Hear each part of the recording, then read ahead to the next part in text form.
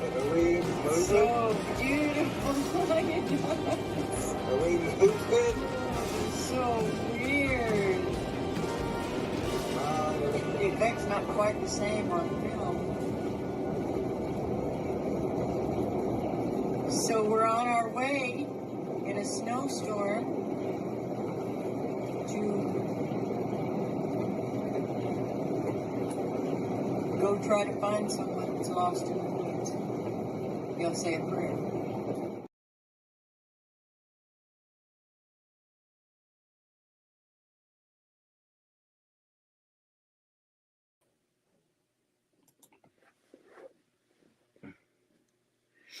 Luke 12:12. For there is nothing covered that shall not be revealed, neither hid that shall not be made known. We'll pray.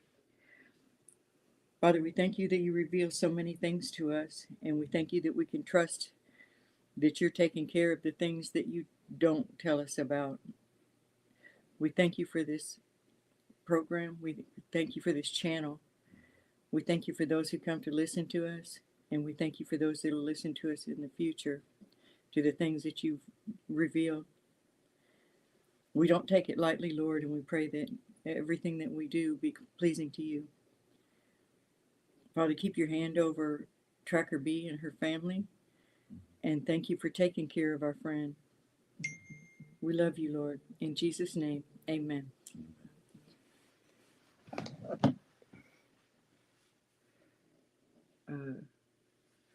Just 1 second, I'm sending a message to our guest.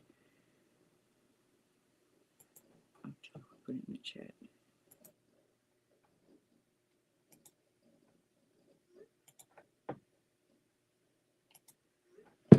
Okay, so it looks good. She'll be with us shortly. I'm lead tracker E, and this is Jerry, lead horse Choctaw, Jerry Williams.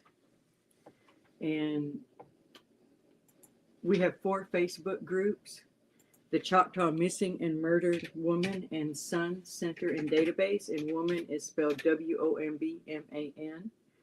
We have the Oklahoma Bigfoot Predator Watch, Antlers and Surrounding Areas. And that's another Facebook page. We have the Predator Bigfoot and the Spiritual Warriors Path Facebook page. And then we also have the Lead Tracker E Facebook page. We also have our book. Where is the book? Hold on. I'm trying to do a few things here. Why it's not coming out? Can you hand me the other one? We have our books, The Predator Bigfoot and the Spiritual Warrior's Path, and also the Spanish version now available. And we'll be doing a live stream soon to talk directly to our Spanish speaking friends when we can get with Jose and Tanya. These would make great gifts for safety and knowledge for the people that you love. And those are available on Amazon, and also on, you can order them through us directly.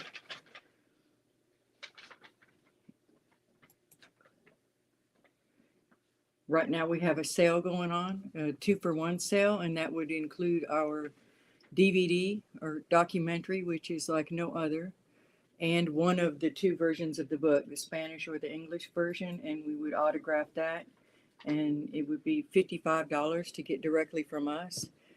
For both. For both together, and that's really getting the book for free. Sure is. And if you order, the documentary is not available on Amazon, but you can get the book on Amazon, and it's $25 there. It wouldn't have an autograph, but you would be able to go in and put in a review, and go check out the reviews, because we're very, very proud of them. It's makes us happy to know we're making a difference in people's lives. We have our website. There we go. Okay, the Predator Bigfoot and the Spiritual Warriors Path. The website you can reach at predatorbigfoot.com. You can also get you can find links there, also where you can purchase a book or get the DVD also. But again, we are having that sale, the DVD plus the book of either the English or the Spanish version. Hopefully, we're going to be having a interview coming up pretty soon with a young man who's got the book and the DVD. That's going to be an interesting interview because we're not going to have to start with the basics. Like if a different channel was wanting to interview us, they would be asking the basic questions, and we're way past that. Even though other channels are still back there, so it'll be an interesting interview because we won't have to start at the beginning. And if you've been with the channel for a while, or if you're the trackers, you'll understand that we're going to be able to just advance and advance instead of having to start way back over again with those same basic questions, and even having to deal with people who've never seen these creatures. We won't have to deal with a person who doesn't know that these things are real, and that those channels are they just drag and drag and drag, and they're still on the same. They're all behind that same wall, and but this gentleman's been with us for a little while, has seen the DVD and read the book, so that'll be an interesting interview. Also, go ahead. But if you are new to the channel and you are learning, this is a great place to start on our previous videos with this book, our previous videos and previous live streams. Great place to start. Even better place is to get your DVD and book, English or the Spanish version. And once you get it, you'll understand you're going to surpass every other researcher out there. Researchers who've been doing this for 50-something years plus. There was a researcher that we seen on the channel 50 plus years, and he was walking past every sign, a predator sign, Bigfoot sign that you could possibly name. And these are people out there who call themselves researchers, and they still don't know what's going on out there, what to even look for. So, but if you had that book or the DVD, you would surpass, and you wouldn't have to spend 50 plus years not knowing. A lot of these researchers just don't know what they're looking for. God's protection shown, tracking miracles and encounters. If you haven't caught up on the most recent presentation that we did on there, we have Joyce, one of our moderators, testimony, and it was an amazing story. So go catch up on that playlist on the Lead Tracker E channel. Be sure that you're subbed to that channel as well. We need to put those playlists also on the webpage. Oh yeah, okay. And we'll get you that also.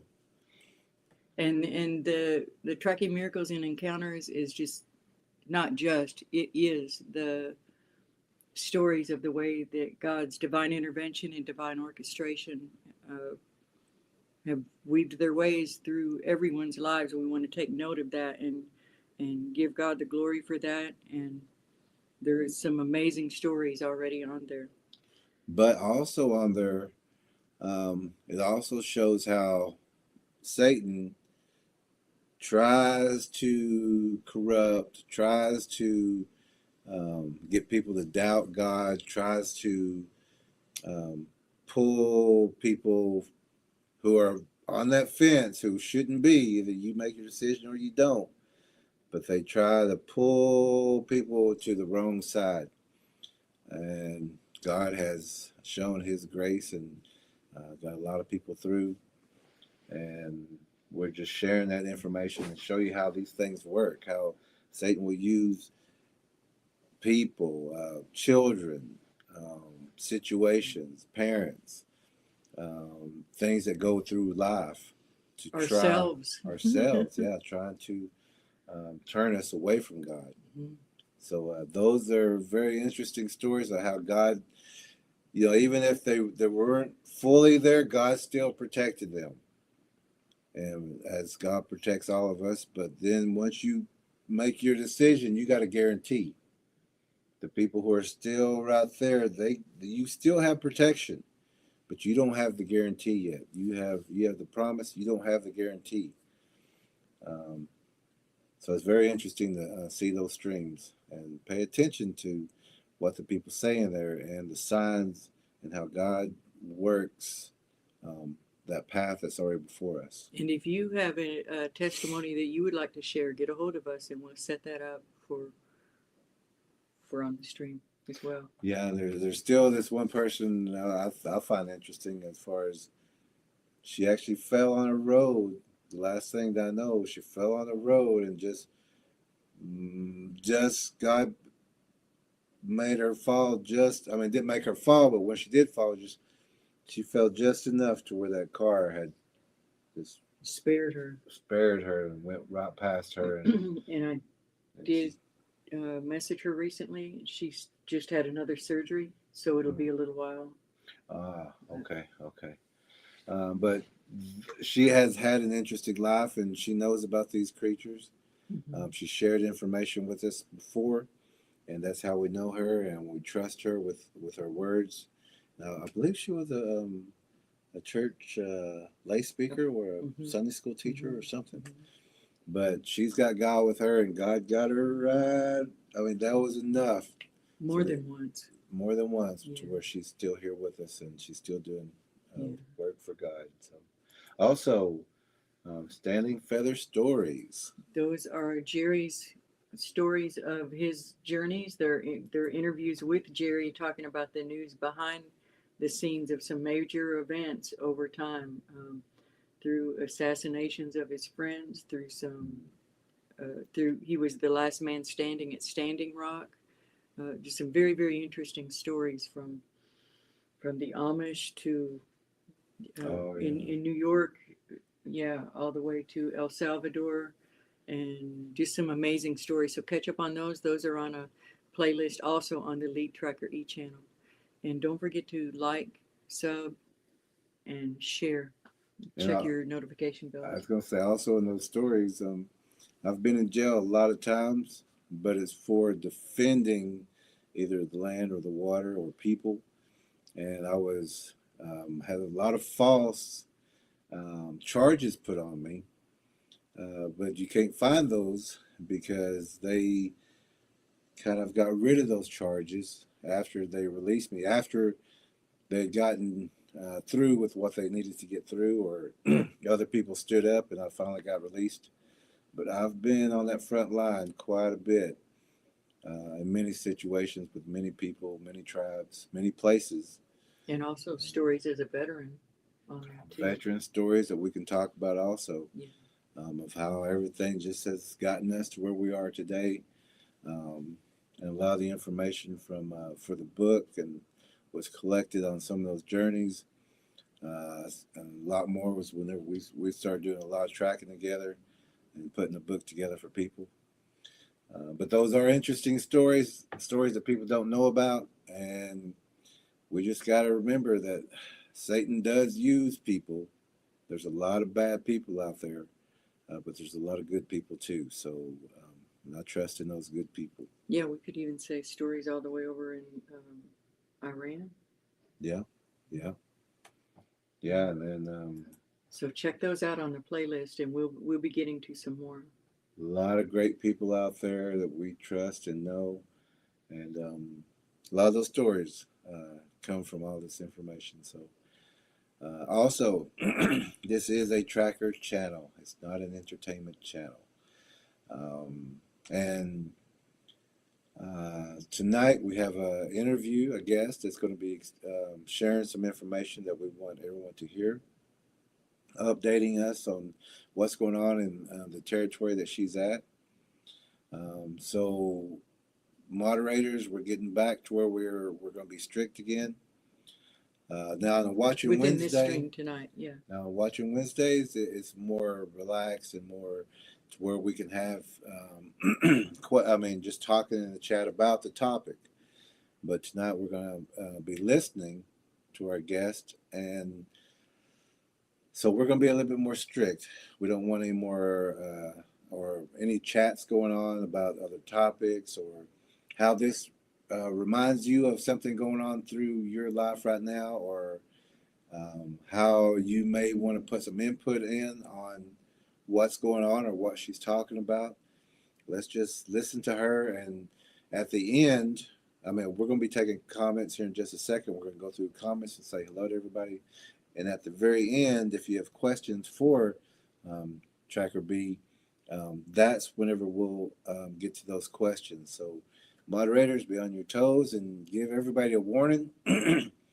But if they want to pursue about what they did and how their day is going, let's go ahead and block them. But most people know how this channel dictates and runs whenever we have an interview, a lesson, or a guest. So we don't want to interrupt or distract from the information that our guest is giving.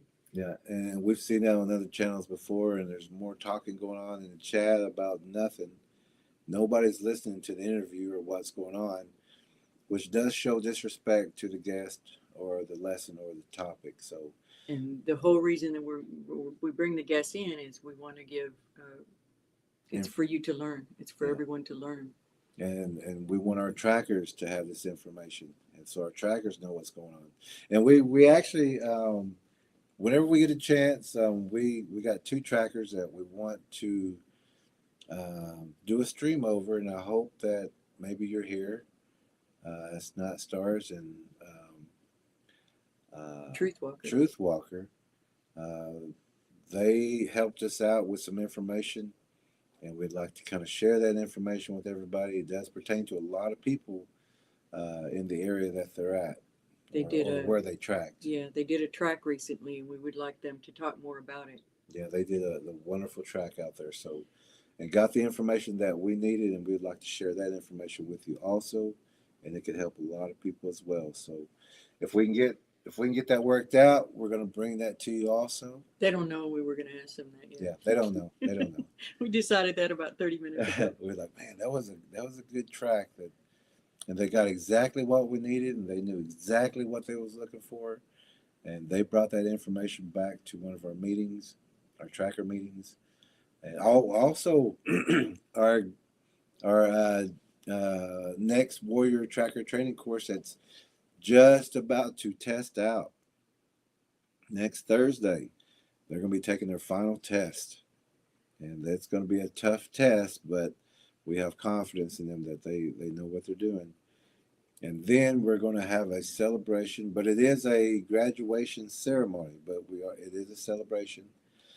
That's going to be next Saturday, the 21st. On the 21st.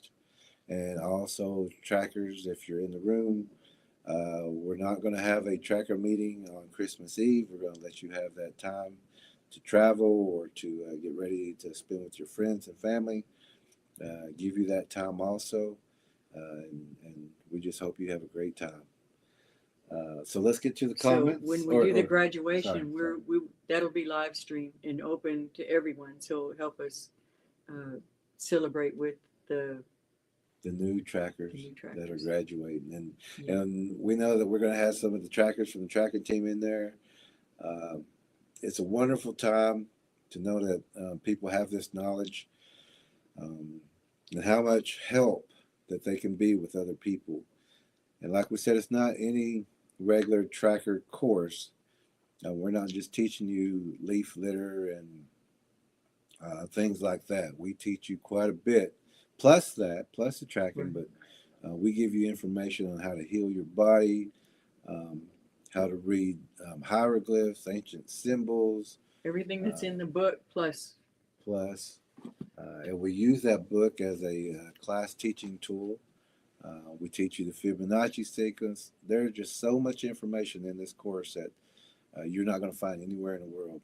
And I've been to a lot of places, a lot of teaching areas, and there's no information, no place like this out there. This is the only place you're going to get this information. Put together like this.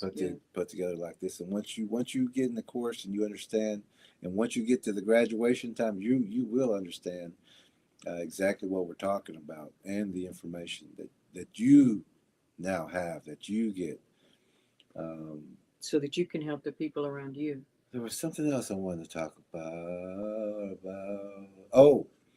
We have our next tracking course, which will be coming up January 21st to April the 21st. It's a four-month course again.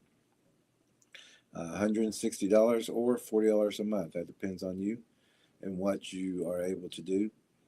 And we have had people join with the $40 a month. And sometimes it just seems like um, people are kind of undecided, or some people join and just don't finish. And we know that not everyone's going to finish the course, and we have said it before, and only because we've done this over and over and over.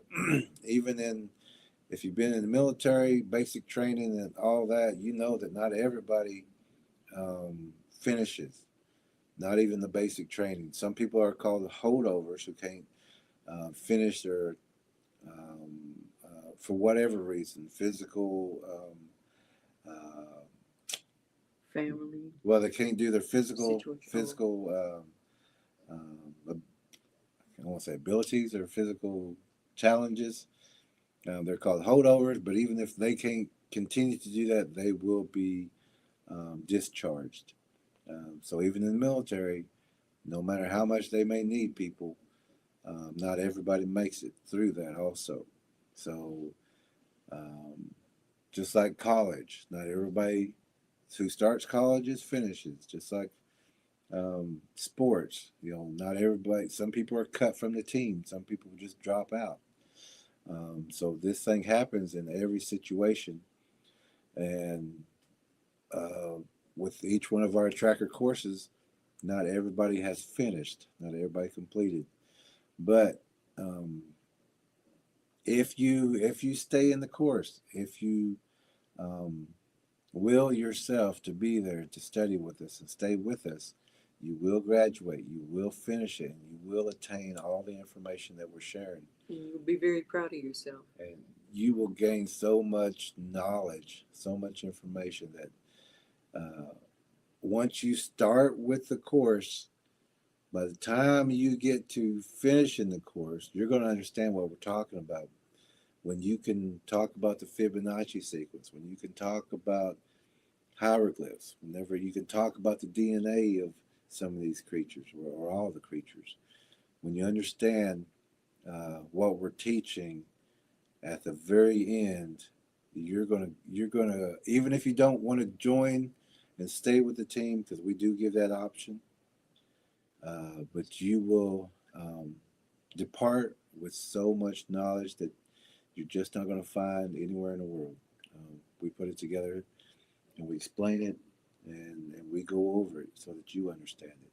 And we've also been adding to each time we do a course, there's more. We add more. So we've been sending that information to our older trackers, those who have been trackers with us longer. We've been increasing their knowledge too, like it's continuing. Yeah, it's a continued education. It's not just going to stop there. If you stay with us, like with this tracker course now, we have what we call ghost observers, which is our other trackers who wants to come in and just listen to what we're talking about, because some things we just went a certain distance with, and now we're going a little further, and next time we're going to go a little further. But it's a continued education, more information, and we just love sharing that information. We want each tracker to have all the same information. So the class is generally about 3 hours, one night a week, and then there's homework assignments. Yeah, and then exams. Not many, but there is. Yeah, there's usually one a week, but we've skipped a few. And it's very important information and very important knowledge, and even the homework is very important that the candidates go and get that information or find that information and return with the knowledge. And you'll understand once you get in that course, and by the time you get to where these candidates are now, 1 week away from graduation, once you get there, it's just like in the military. Once you get to that last week, you know that you just got to pass this PT test. You just got to pass this rifle range, or or you've already passed all that, and you know you're going to graduate. It's a good feeling. Your chest is sticking out, your shoulders are back, your head's up high. You're leaving with an accomplishment and a completion of some of the most information or knowledge that you're ever going to find in the world. And we're just so happy with the candidates of this course. We're happy with our trackers who were before. And if you haven't went through the course, if you would like to go through the course, because we do have some trackers who are with us still who haven't went through the course. And if y'all would like to go through the course, you're more than welcome to go through that, and you could be certified with your own certificate that we put out. Each course, each has a different certificate. It's not the same certificate being sent out to each class.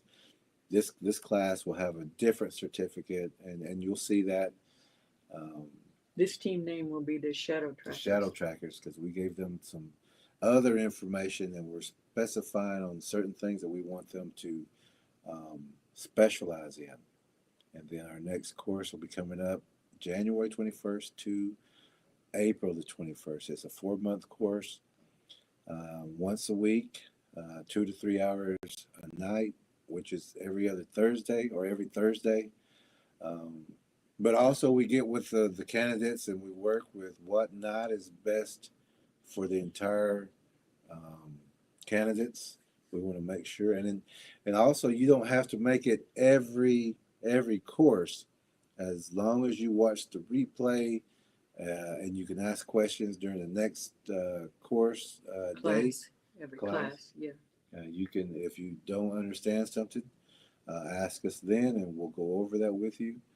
We want to make sure you have all the information and you understand all the information before we move on. So don't worry about making every class if you don't have to. We understand. Life happens. You Things really happen. have a week.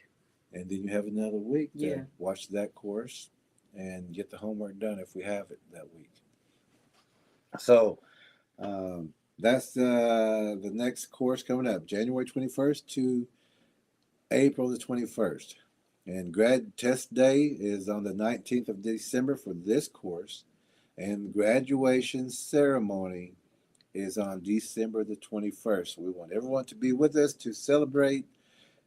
After the formalities, we're going to have a cake and Food. food We're gonna and eat this time. balloons and things Chance like to that. excuse to decorate. And if you were with us for the last graduation, you understand we have a good time. And we invite you all to be there with us to share in this great, great time for these graduates that are going to be certified as a tracker. Nobody can take that away from you. And I tell you, That's my favorite part, is watching them light up. yeah, Like the confidence grow. I love that. and they continue their growth. Yeah. They don't just stop there. You can tell especially with our trackers now, they've grown and grown and grown and grown, and they've got more information. They become more. It's just seeing the growth in them, the intelligence levels, the Confidence. the confidence, the confirmations that they have. They know what they're doing, and that's a great feeling And knowing to that they're see. safer out there. And Yeah. and they're helping people. Yeah. And then just like this group here, this class here, we know that some of them are already helping people. Actually, they're all helping people. Mm-hmm. They're all doing some great things out there already with the information they have. And we just can't wait till that graduation. It's going to be a great time. So we're going to do the comments now, see who's all here.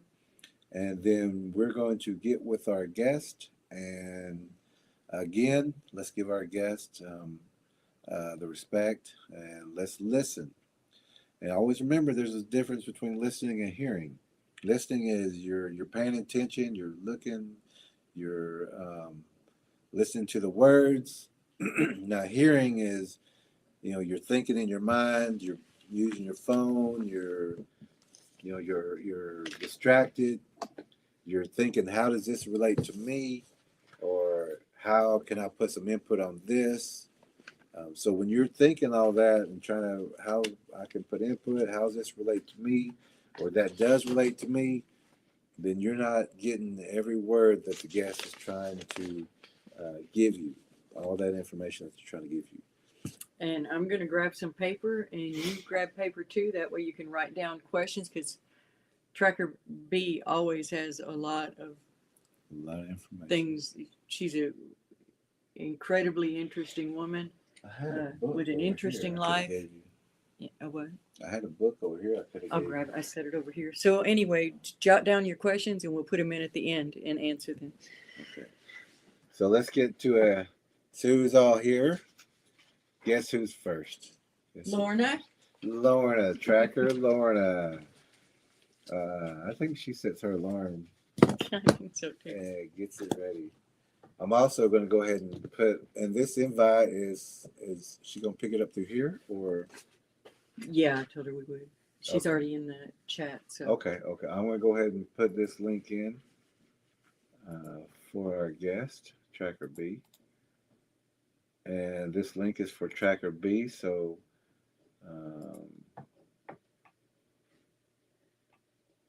Lorna is here, always first. Or if she's not first, she's right up there, second or third. Cubinator is here. This is Halito Ola Oyase. Osio. Osio. Osio. Okay. Jerry Leader Horse Choctaw Williams, Lead Tracker E, Friends, Trackers, and Warriors. Welcome, Tracker B. And Cuban Air is letting Lorna know that Tracker Lorna know that she's arrived before him again. Mariela Busto, saludos para todos ustedes de Uruguay.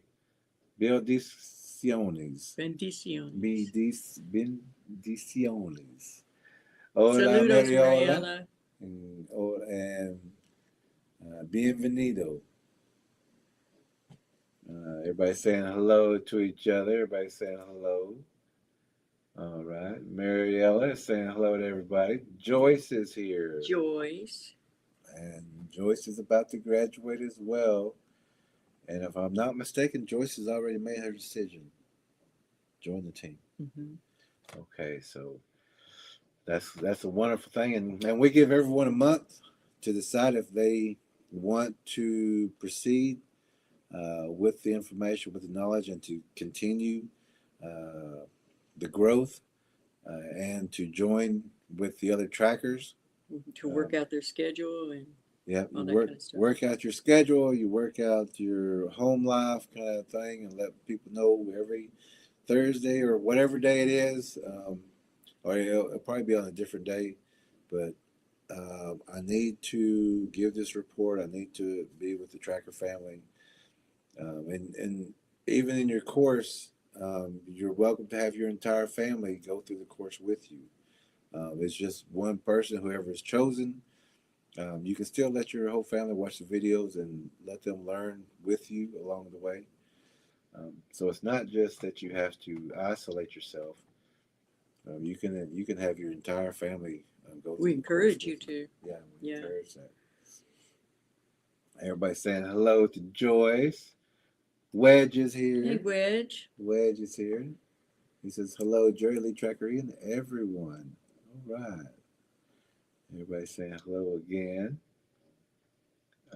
There's a congratulations for Wedge.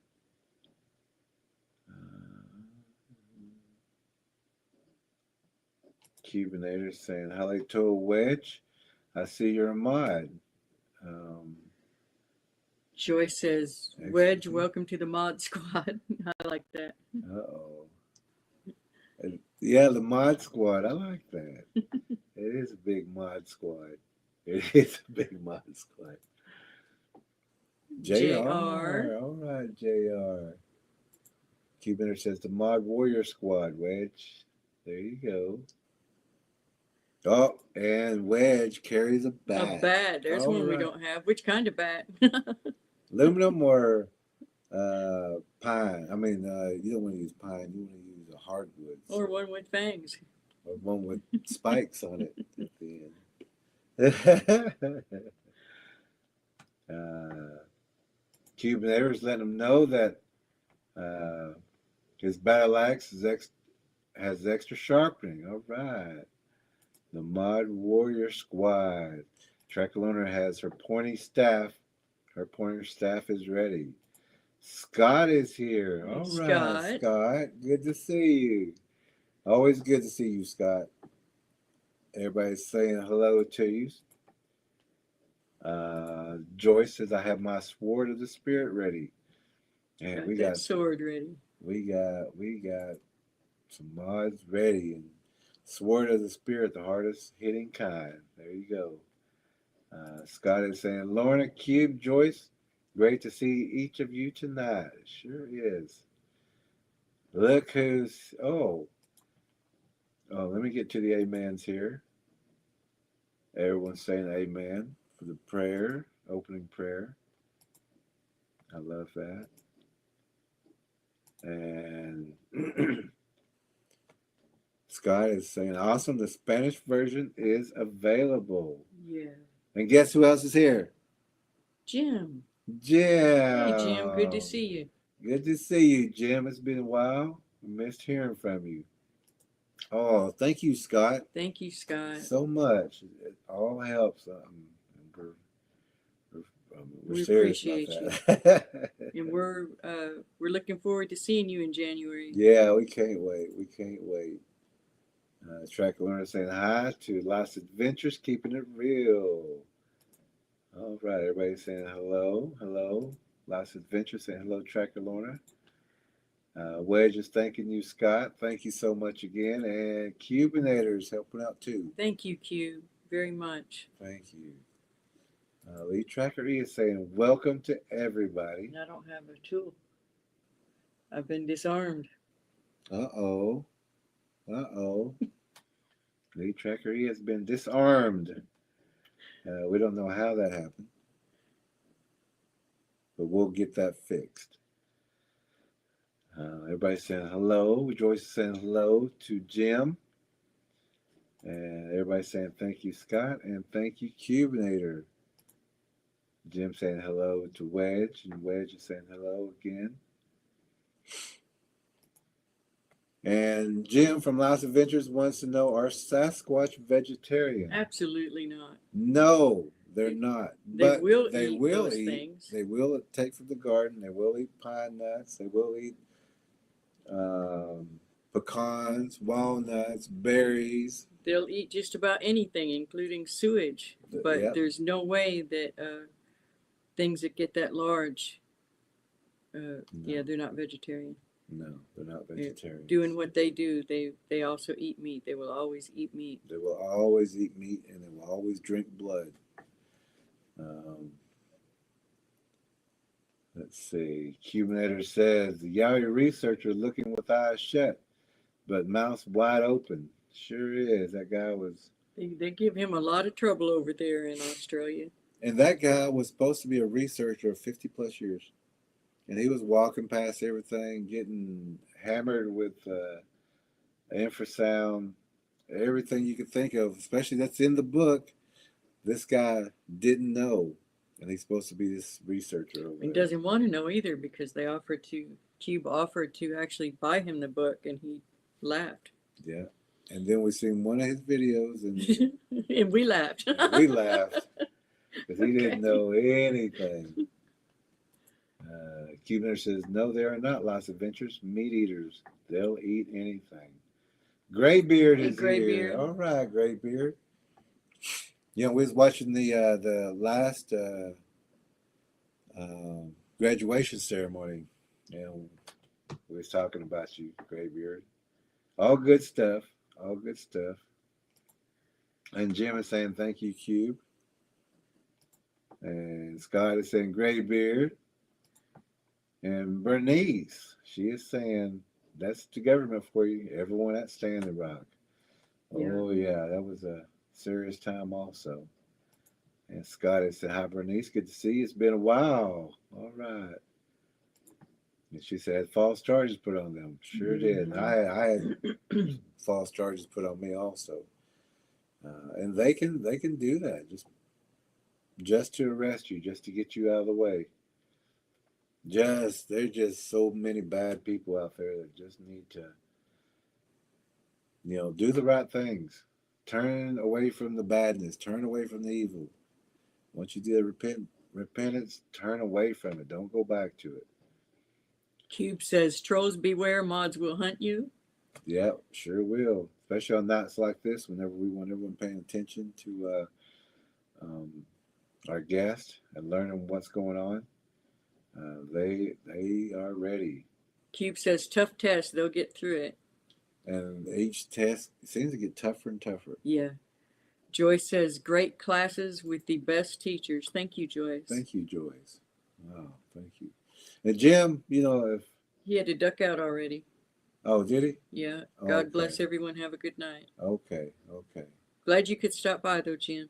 Yeah, good seeing Cube says, "I second that assessment, Joyce." you. Oh, thank you. Everybody saying goodnight to Last Adventures. Graybeard says, "Are you going to give them the 1,200 question final exam?" Close, close. I think this one has almost 100 on it, and 90 would be failing. 90, if you got a grade 90, be failing out of 100 questions. But uh, I think Graybeard now had the 1,200 question test. Cube says, "The course is life changing for the better." Thank you, Cube. Thank you, Q. Wow. Joyce is getting nervous. She says, "Graybeard, don't say that. I'm nervous enough about the test." You'll do great. Cubaner says that same thing. So you'll do fine. All of you will be. They have confidence in you just like we do. Jamie's here. Hey, Jamie. All Glad you're back. right. Good, Jamie. Graybeard also says you will do fine. Yeah. Everybody saying And we're hello caught to up. Jamie. Let's get to Tracker B. All right. So, Tracker B, you got, oh, there she is. Good.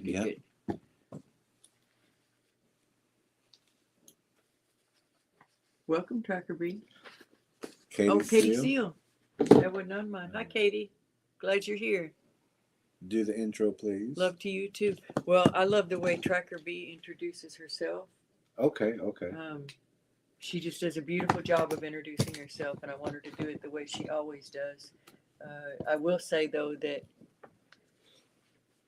we've had many interviews with Tracker B, many reports from Tracker B, and we won't go over some of those again tonight, but you can look back. I think there's actually a playlist under interviews on this channel, and you can see many of them. And she was also on our What the Indians Say About Bigfoot. She was part of that 3-part series. Check out that playlist. That's on the Lead Tracker E channel and maybe on this channel. But anyway, check that out, and you'll hear also some of the previous stories that Tracker B has shared. But we want to catch up from the last report until what's been happening lately, and then if we have time also, which she can take as much time as she needs, new stories or past ones that she's not yet had a chance to share with everyone. Some she's shared with us privately, but not on the live streams. So Tracker B, introduce yourself the way that you do. Good evening, everyone. Che Bernice Dubozin Ship, the Twin Lakes, New Mexico, de Nasha, Kia ni Shlaki, Kildich ini Bashashin, Holtzor Dashanale, Kina Jini Dashache. Buddha is Sun and Shlim. Good evening. My name is Bernice Dubose. I'm from Twin Lakes, New Mexico. and I just named my paternal and maternal grandparents' clan. Um, I am Towering House for the Saltwater People clan. Good evening, everyone. We're glad you're here. You can just jump in anywhere that you want to. Okay. What do you guys want to know? Recent events or You could, sure, the recent events, and then also about the documentary, and then you actually told us a couple of stories last night that we hadn't heard before, oh and yes. so just anything that you can think of. The floor is yours. We won't interrupt. We'll save our questions for the end for the most part. Okay. Like Tracker B was telling all of you about. I do have some recent activities in our area here in Louisiana. The most recent one was, I believe, let me see, I have it written up down. Um,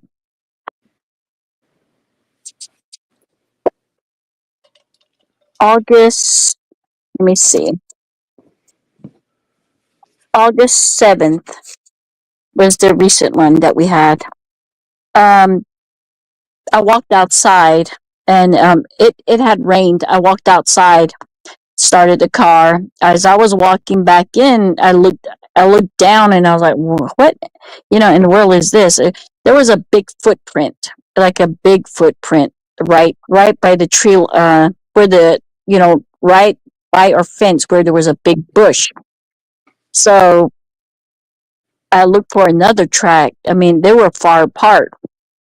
And I went back inside. I went and told my husband, hey, I said, you need to look at this. So he said, let me put on my shoes. He did. We walked outside.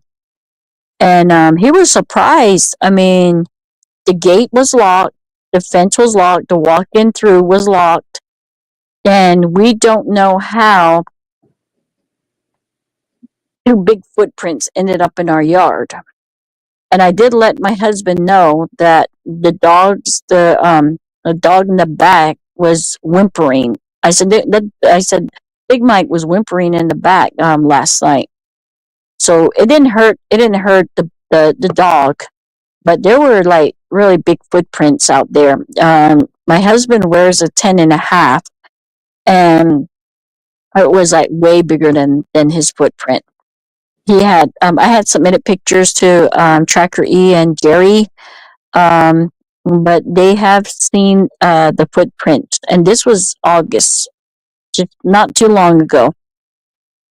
And that's the most recent. Well, actually, just 2 days ago, I traveled from Fisher to Mansfield every day for work. It's about almost an hour. I get off work around about between 10 and 10:30. Not last night, but the night before, I was driving back. I was probably going like 65, 70, coming back from Mansfield. Right when I got a little past Benson, I knew there would be some deers because the last 2 nights I've been seeing deers, right in that area. So I knew that I need to slow down. I did. I probably went all the way down to 55, 50 in that area. And I was just, driving by. There was a car in front of me and it was going too fast. I just slowed down because I knew there was deer in that area. I saw a car behind me, but it was way, quite a distant back. I seen headlights. And I was driving by and I saw two big glowing eyes. They were really big, probably like a half a dollar size, right beside the bridge there.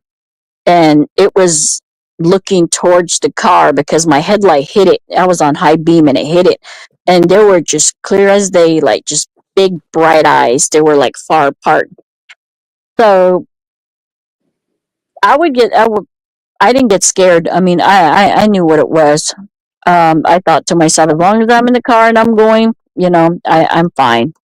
So once I saw that, I kind of knew, okay, I know what that is.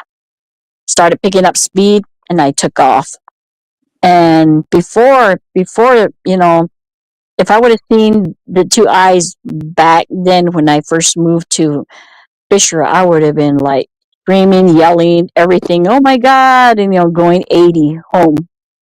But now, as learning a bunch of stuff about tracking and the book and everything, I know how to protect myself. I know what to do. I looked at it like, okay, there's a Bigfoot right there. And I just kept driving.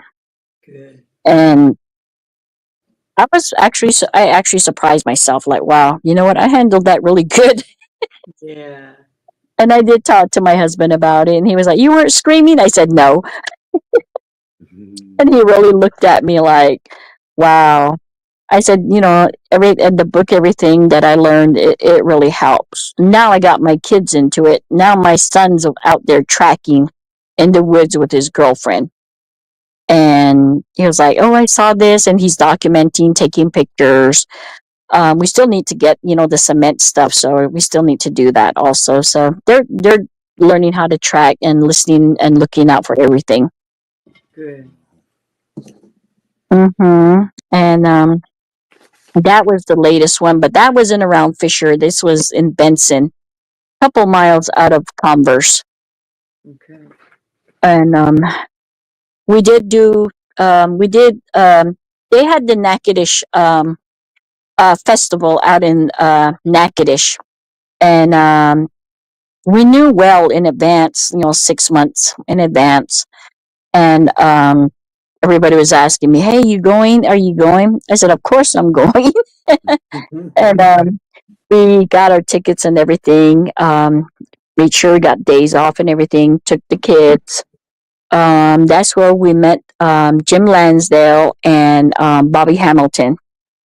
And I was so surprised. I was talking to this guy Brian from Shreveport, and I was in contact with him because he wanted to know I was posting stuff, and he's seen your channel posting stuff, and he wanted to speak to me. So I spoke to him, kept in touch, and then I was surprised when we went to the Natchitoches Festival. We got there, we did we visit all the booths, and the guy, uh, Bobby Lansdale, was talking to my husband, and he told me, you know who this guy is? I said, Killing Bigfoot? He goes, how'd you know? I said, it's right on his table. You can see the poster. And then he goes, this is the main character. He's the main character. And I recognized him. I was like, oh.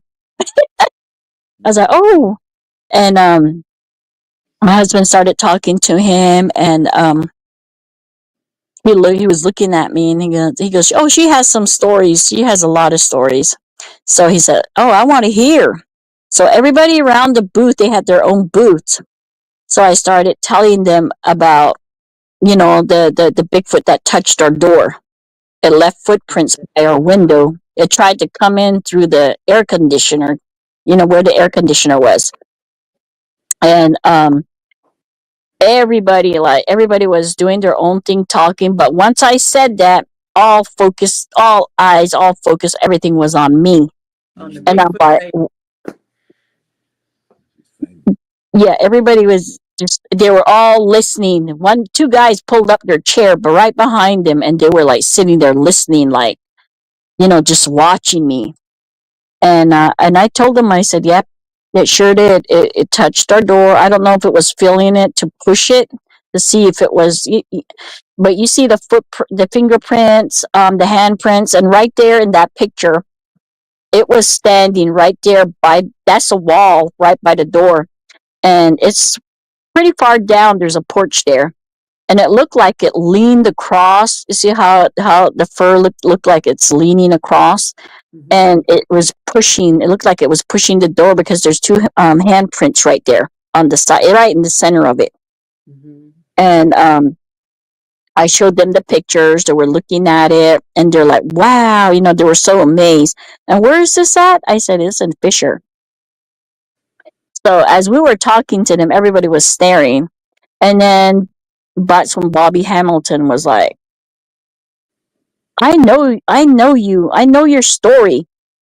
I heard your story from Brian. So Jim knows about your story also. So I'm like, wow, the Finding Bigfoot, the Gulf Coast Bigfoot research team actually knows about my stories. So Jim came, I think he messaged Jim and he came out and he was talking to us about all the activities, what's going on. He saw the door, the handprints on the door, the footprints outside our house. And they were like so surprised. And we told them we lived in a little community. There's homes around us. And they wanted to come and investigate. So they gave us their phone numbers. And real quick, the next day they called us. They wanted to set up a date. Brian wanted to set up a date and he wanted to do a documentary.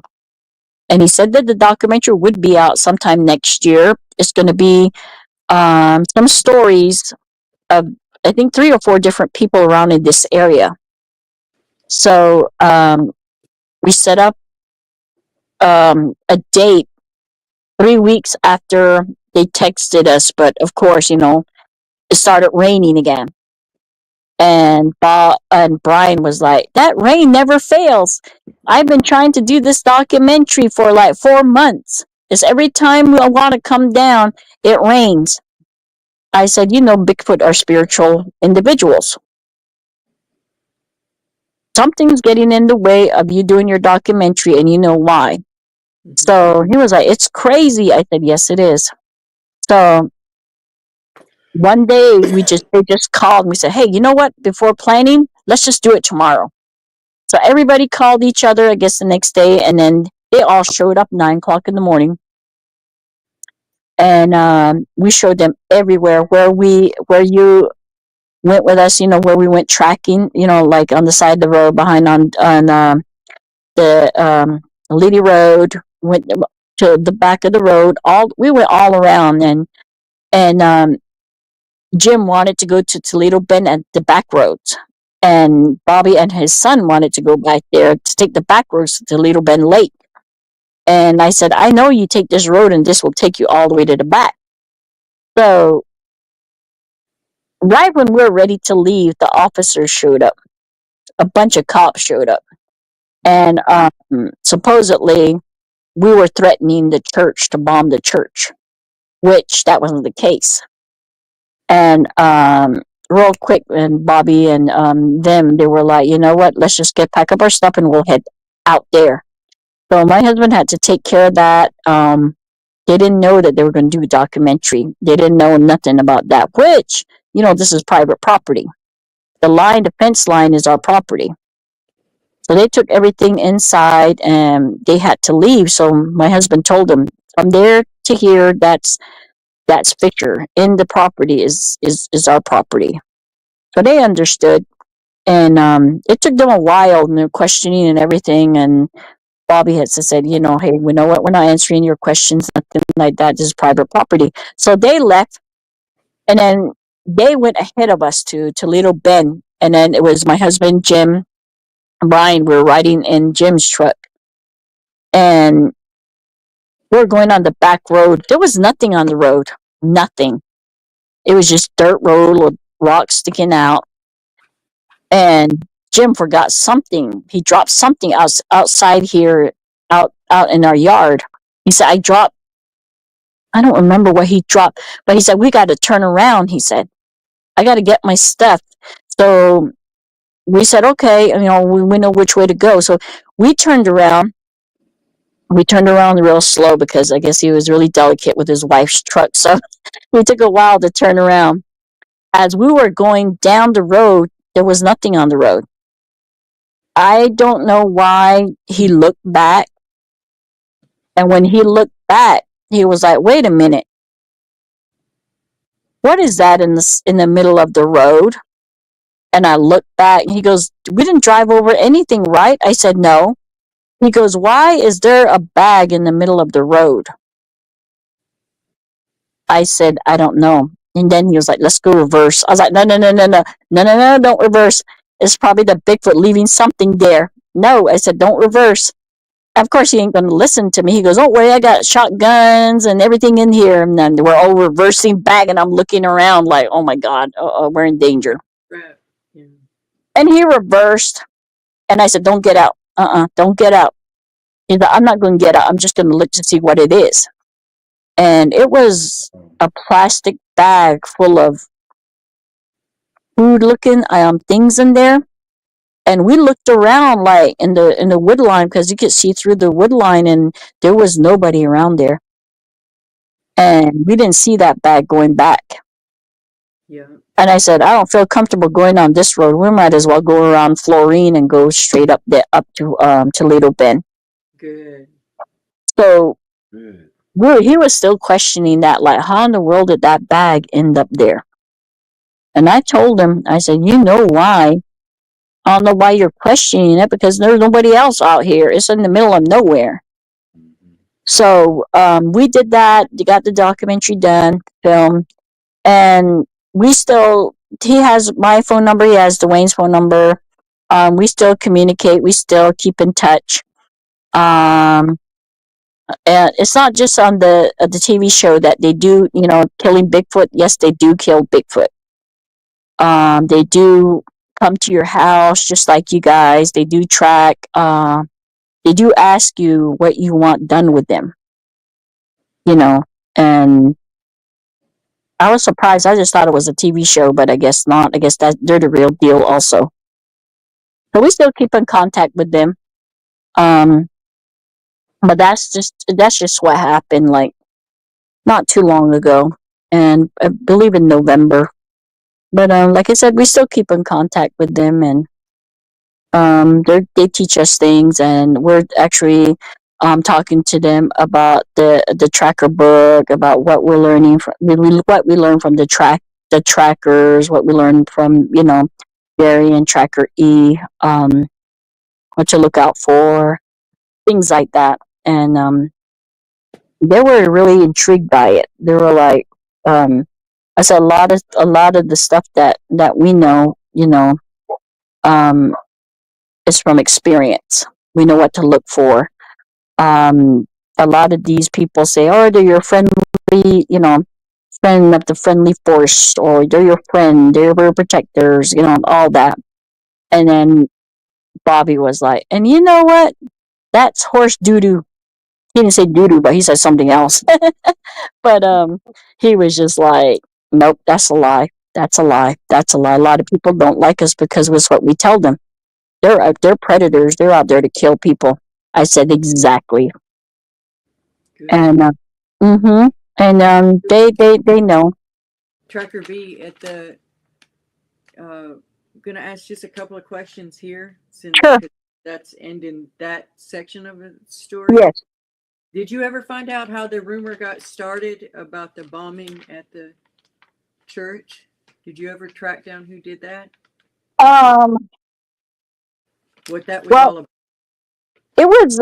I believe it's the guy, the military guy that lived down the road. We're thinking it might be him, or it might be the guy that lived across the street from us with the Confederate flag. Where So, it, But it all happened whenever these people were there. to try to do the documentary.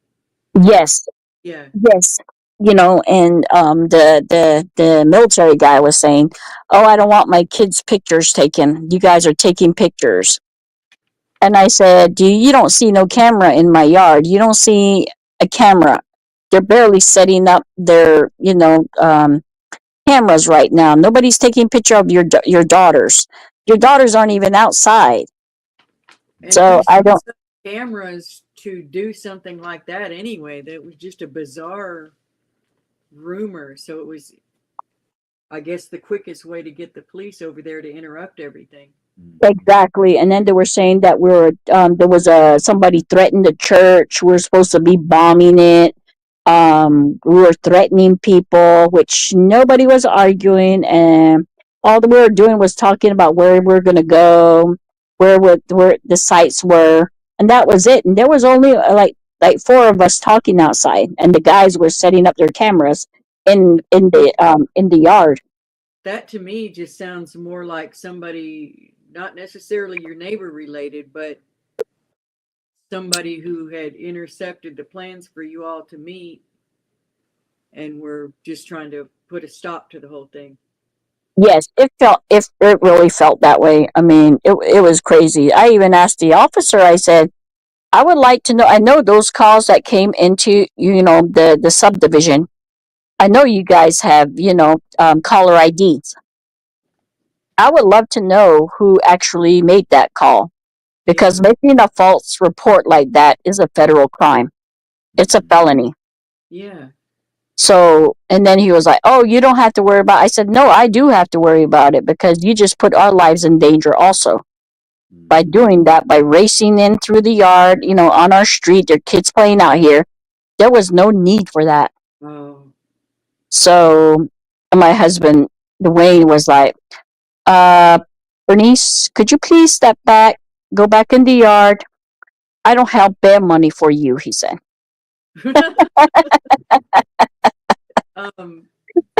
So I want to say real quick what you were talking about at the bridge in the book. For those that have the book, page 138, and roadside traps, page 137. This is how you knew. Don't go back there and stop, that you were walking right into a trap, or riding right into a trap.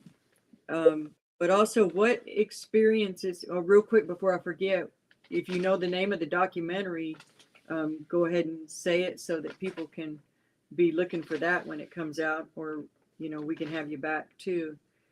Do you know what it's going to be called? We haven't really decided on that yet.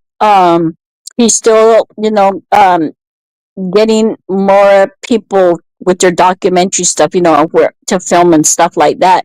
I know there's two more other people that he said that he was gonna go and visit, which I know that one lives in Zawali, and the other one lives, I believe, towards Natchitoches. I don't remember what it was called. It's on the road right past the high school. So Okay. they're actually making one, because of the stories by that woolly guy, how a Bigfoot attacked him in the woods near Mannytown. Mm-hmm. Yeah, it's going to be kind of like based on that. Like, they were calling him a liar. They were calling him names. He was ridiculed and everything. But Like he they usually swore, do. yes, like what they did to me. And he swore up and down that, he did see it, which my family believes him, because we live like not 10 minutes away from Mannytown. Mm-hmm. So, yeah, and it's kind of based around that, and how they're drawing more people in with these stories. Right. What experiences have happened to these two men that are doing the documentary with you regarding cover-ups and being stalked, uh, but for the nature of what they do? Do you hmm have y'all talked about? I did talk to one of them, and he did let me know that, what, Bernice, just be aware, because of stopping by here, talking to you, you might get followed by unknown vehicles. You might have, people visiting, or scanning out your house, or helicopters, planes going over your house. Yeah. And I did let him know. We did have a newspaper reporter here. We did have the biggest newspaper do our, story also. And from that, people started ridiculing us and calling us names, just every name in the book. And right after that, I said there were helicopters flying over a house real low. We did have vehicles following us, and I said we've been, um, we had people doing that to us already. It's just, and then he looked at me and he said, "Yeah, once your story goes out there, once you start telling your story, that's going to happen. Yeah. And we get followed all the time. That's why when the police officers come, we're going to go, he said. I said, I understand. And that sure, that's what happened. They got in their trucks, monster trucks, and they took off. Yeah. Yeah. Okay. Thank you. Go ahead and I just want to catch up on that. Maybe we'll do that if there's any questions after, as far as for Jerry and I, questions in between each section of what you talk about. And then we'll catch up with your questions at the end. So, Okay. Floor is yours again. Okay. Yes. I did talk to them about Southern. I did talk about Southern. They were just, you know, I guess trying to figure us out. Like, are these people telling the truth? Are they, just trying to figure us out? I got that. I would do that too if I didn't, a strange person was, telling me something crazy, but I guess they were trying to figure out if everything was legit. Mm-hmm. And I told them, I said, only a few people know of this story. And I'm not going to tell you all of it as to what, you know, my daughter's friend had told us. I said, only two other people know of this story. And I told them, that's Tracker E and Jerry, of what happened to my daughter's friend Southern. And other than that, we don't really go deep in detail as to what happened to him. Um, it's not something that you want to just put out there out in public, and he's already not doing too good, embarrassed by it. He felt stupid. She shouldn't have gone to woods. He's suicidal. He's mentally unstable now because of it. And he just doesn't want his grandma doesn't want more things added on to what he's already going through. Yeah. And he's already mentally ill by it and from it. So they were both looking at me, like really looking at me, and I said, I would tell you the story, but if you promise me never, never just go and tell anybody, because you're a man, you two are men, and the story I'm gonna tell you is really gonna it's really gonna blow your mind. It's really gonna, if it was your story, you wouldn't want people to know about what you went through. That kind of story. Yeah. He was like, you mean? I said, yes. And that's when we all step aside, and the guys were, on one side, and that's when we were all sat around, and we told them what happened. And that's when the older gentleman, he got very upset, like really, really upset. And he was just like, these things need to go. And then he was just using foul language and everything, and he was very upset. I said, believe me, that's how I felt, because I felt like this was my son they did too. Because I felt so bad, him coming over here thinking he's going to have fun and visiting new place, starting out new, and this happened to him. And I was so mad. I went to the woods. I said, I started yelling, cussing, everything in the book. I had my gun. I said, I started shooting just anything, everything in the woods. I heard tree breaks and everything, grunts. I was still yelling. I just got back in my car and I left. I said, that's how mad I was. I knew I shouldn't have been out there. That's how mad I was. And he told me, please don't do that again.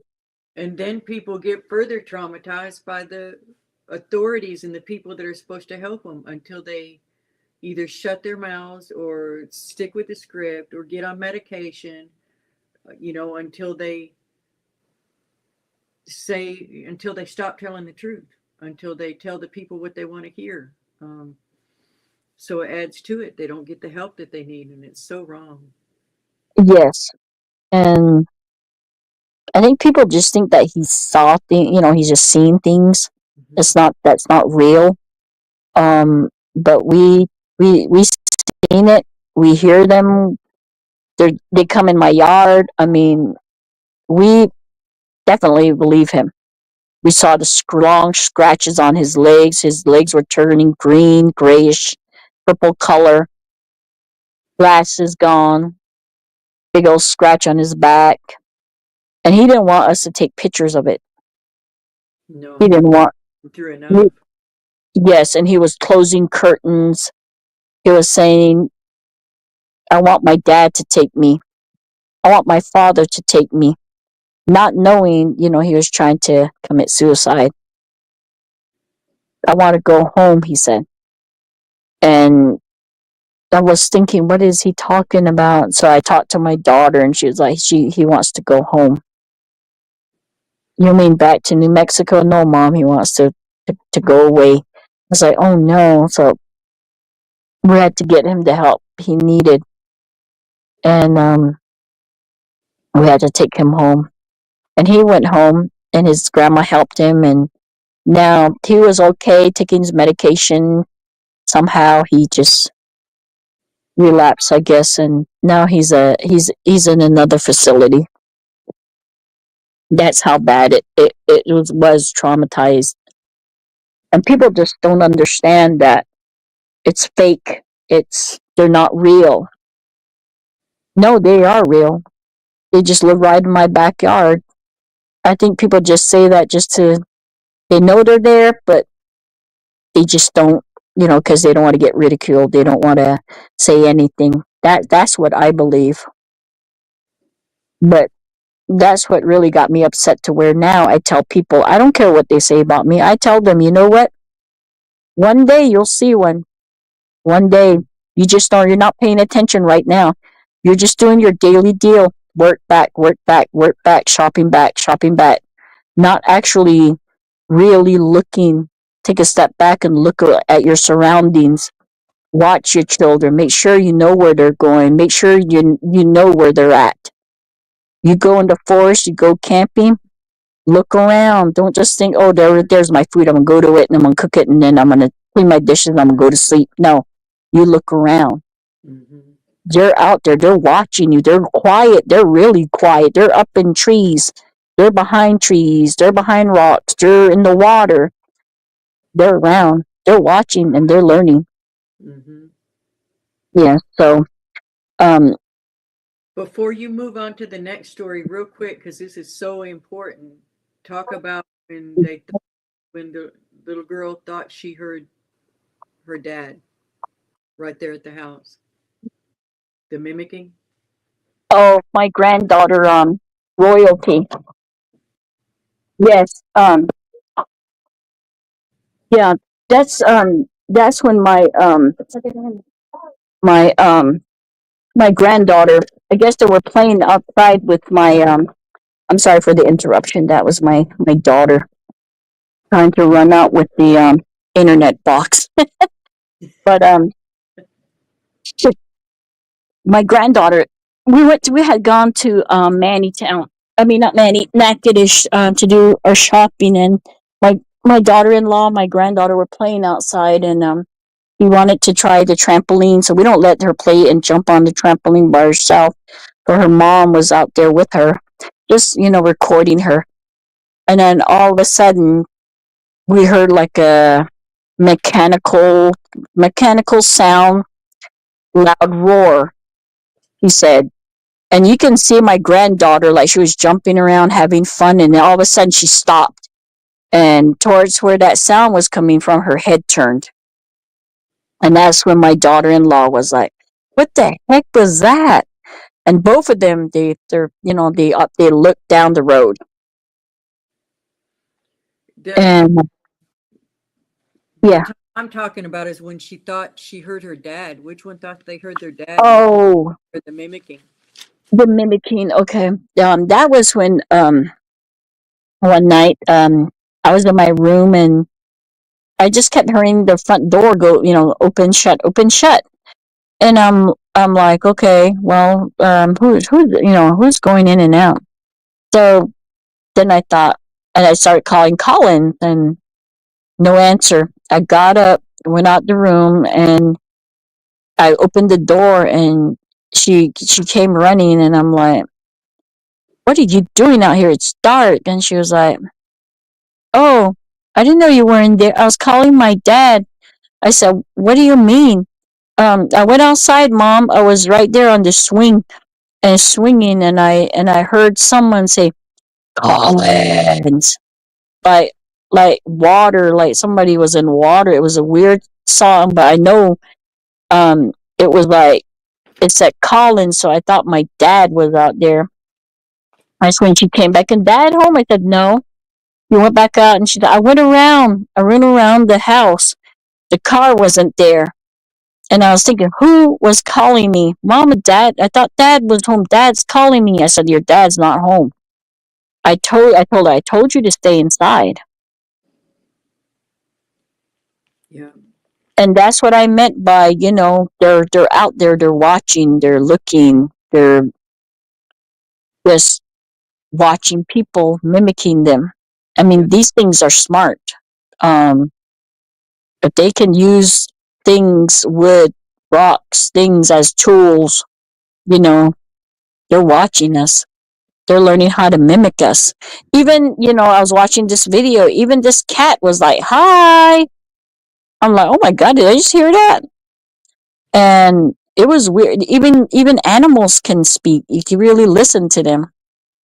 Mm-hmm. That's a weird thing because my cat scratches on my door and I heard it say, help, help. I was like, oh, that's my daughter's cat. I don't know what she's teaching it, but that's Mm-hmm. what I thought I heard. It was saying help. But what it wants is cat food. So when she goes out, we have to bring her back in. But yeah, the Bigfoots do mimic people. And that starts on page 102, and it's four pages at 1, 2, 3, 4, 5 pages about the different things that they can mimic.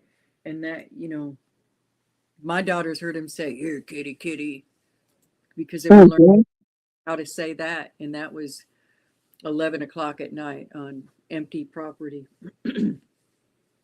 Creepy. Okay. Floor is yours again. Thank you. And it's, it's always so nice to listen to your stories. And Oh, not, but you know what I mean. Oh, Jerry. I Yes. was gonna say, the time that we visited you, whenever we had the thunderstorm coming, Yes. and then we was honking the horn every time the lightning flashed. I guess when the thunder sounded, and when we started honking the horns and alarms, Yes. and then after a while, there was no more thunder sounds. Oh, yes. Yes. And I, Yeah, go ahead. I was just gonna say also that you said that the dogs were barking every night, but the nights that we were there with the alarms, that the dogs were quiet. Yes, that was surprising because they bark like in the tree line, like all around the community. You can hear it'll start from the side of our house, and it goes to the front, and then it goes to the by the store, and then it reverses back, and all of a sudden it'll be all around us. And I mean, these are like dogs barking all night. But when you guys showed up and we did the tracking and stuff, there was nothing. There was like no dogs barking, and you could hear whoops too, like the whooping sounds. And that night there was nothing. And when you guys came, the we went to go pick up my husband, and you guys came with me, and it was like a bad thunderstorm. Mm-hmm. When we came back, it was coming towards us. We started honking the horn. One, two, and then three. And next thing you know, it didn't come towards us. It went away from us. Mm-hmm. And we've been doing that every time there's a storm. That's what we do, and it doesn't hit us. The storm doesn't hit us. Good. Yeah, we still do that too. We still use that We same did last technique night. here. We did that Mhm. last night. Wow. Like now, this evening, it was a bad storm over here. I did that and I came back in. Now it's quiet. Mm. No more storm. Yeah, we may get the rain, but we don't get the trembling feeling on the ground or the lightning or the thunder hard sounds and things like that. Yes, it's those ones are scary, especially living out here in Louisiana. I never had anything like that because in New Mexico, it's dry ground. So when lightning hits it, you don't feel that trembling, that shaking of the ground and bad echo. Here, the ground's wet and it shakes the homes. It's loud, and I'm still trying to get used to that. Hmm. You're doing everything right out there. You sure are. We're so proud of you. Yeah. Oh, thank you. I'm glad you're getting a. We may have to call it Team B. You are on one team. And, Well, and no, you're training those children, yeah, your whole training family, the whole not children, family. young adults. Yeah. We even got my auntie involved, like I told you last night. Oh my gosh, my mom even got in on it. Oh You wow. know, we are telling her about everything here. She was like afraid and everything, and she got the book. And then my auntie got the book, and I guess they talk about all that, like Bigfoot and everything. We sent her pictures, footprints, and everything. What a relief. And she told me, "Oh, Bernice, you know what? I have a story for you." So I'm like, "Okay, what kind of story?" "Oh, it's a Bigfoot story." And I was like, "Really? What happened, Mom?" And she's like, "Oh, your auntie told me one time. Wait, let me go get my coffee," she said. "So this is a true story," she said. I said, "Okay." So, I was listening to her, and she told me, "Your uncle and your aunt were at the Narbona Pass." And I don't know if you guys showed everybody that picture, of the reddish cinnamon colored Bigfoot that they took a picture of at the lake. Um, I don't know. It was the one in the sagebrush. Yes, That one. yes. Hold on, I've got it on the phone real quick. Okay, But you can go ahead and tell the story while okay. Well, I guess at Narbona Pass, where that picture was taken, is about 2 miles away from where that picture was taken. My grandma has property up there. She has a log cabin. Not that far away from the log cabin, my uncle and my auntie built their own log cabin. And was it this one? no, that's the one in Arizona. Okay. That's the one Dwayne and I seen. The other one's the reddish cinnamon color, the reddish with the long fur.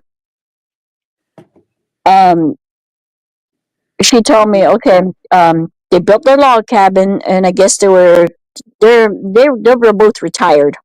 They decided, we're going to spend the weekend up there at the log cabin. I mean, it's a mountain. There's no electric. There's no running water.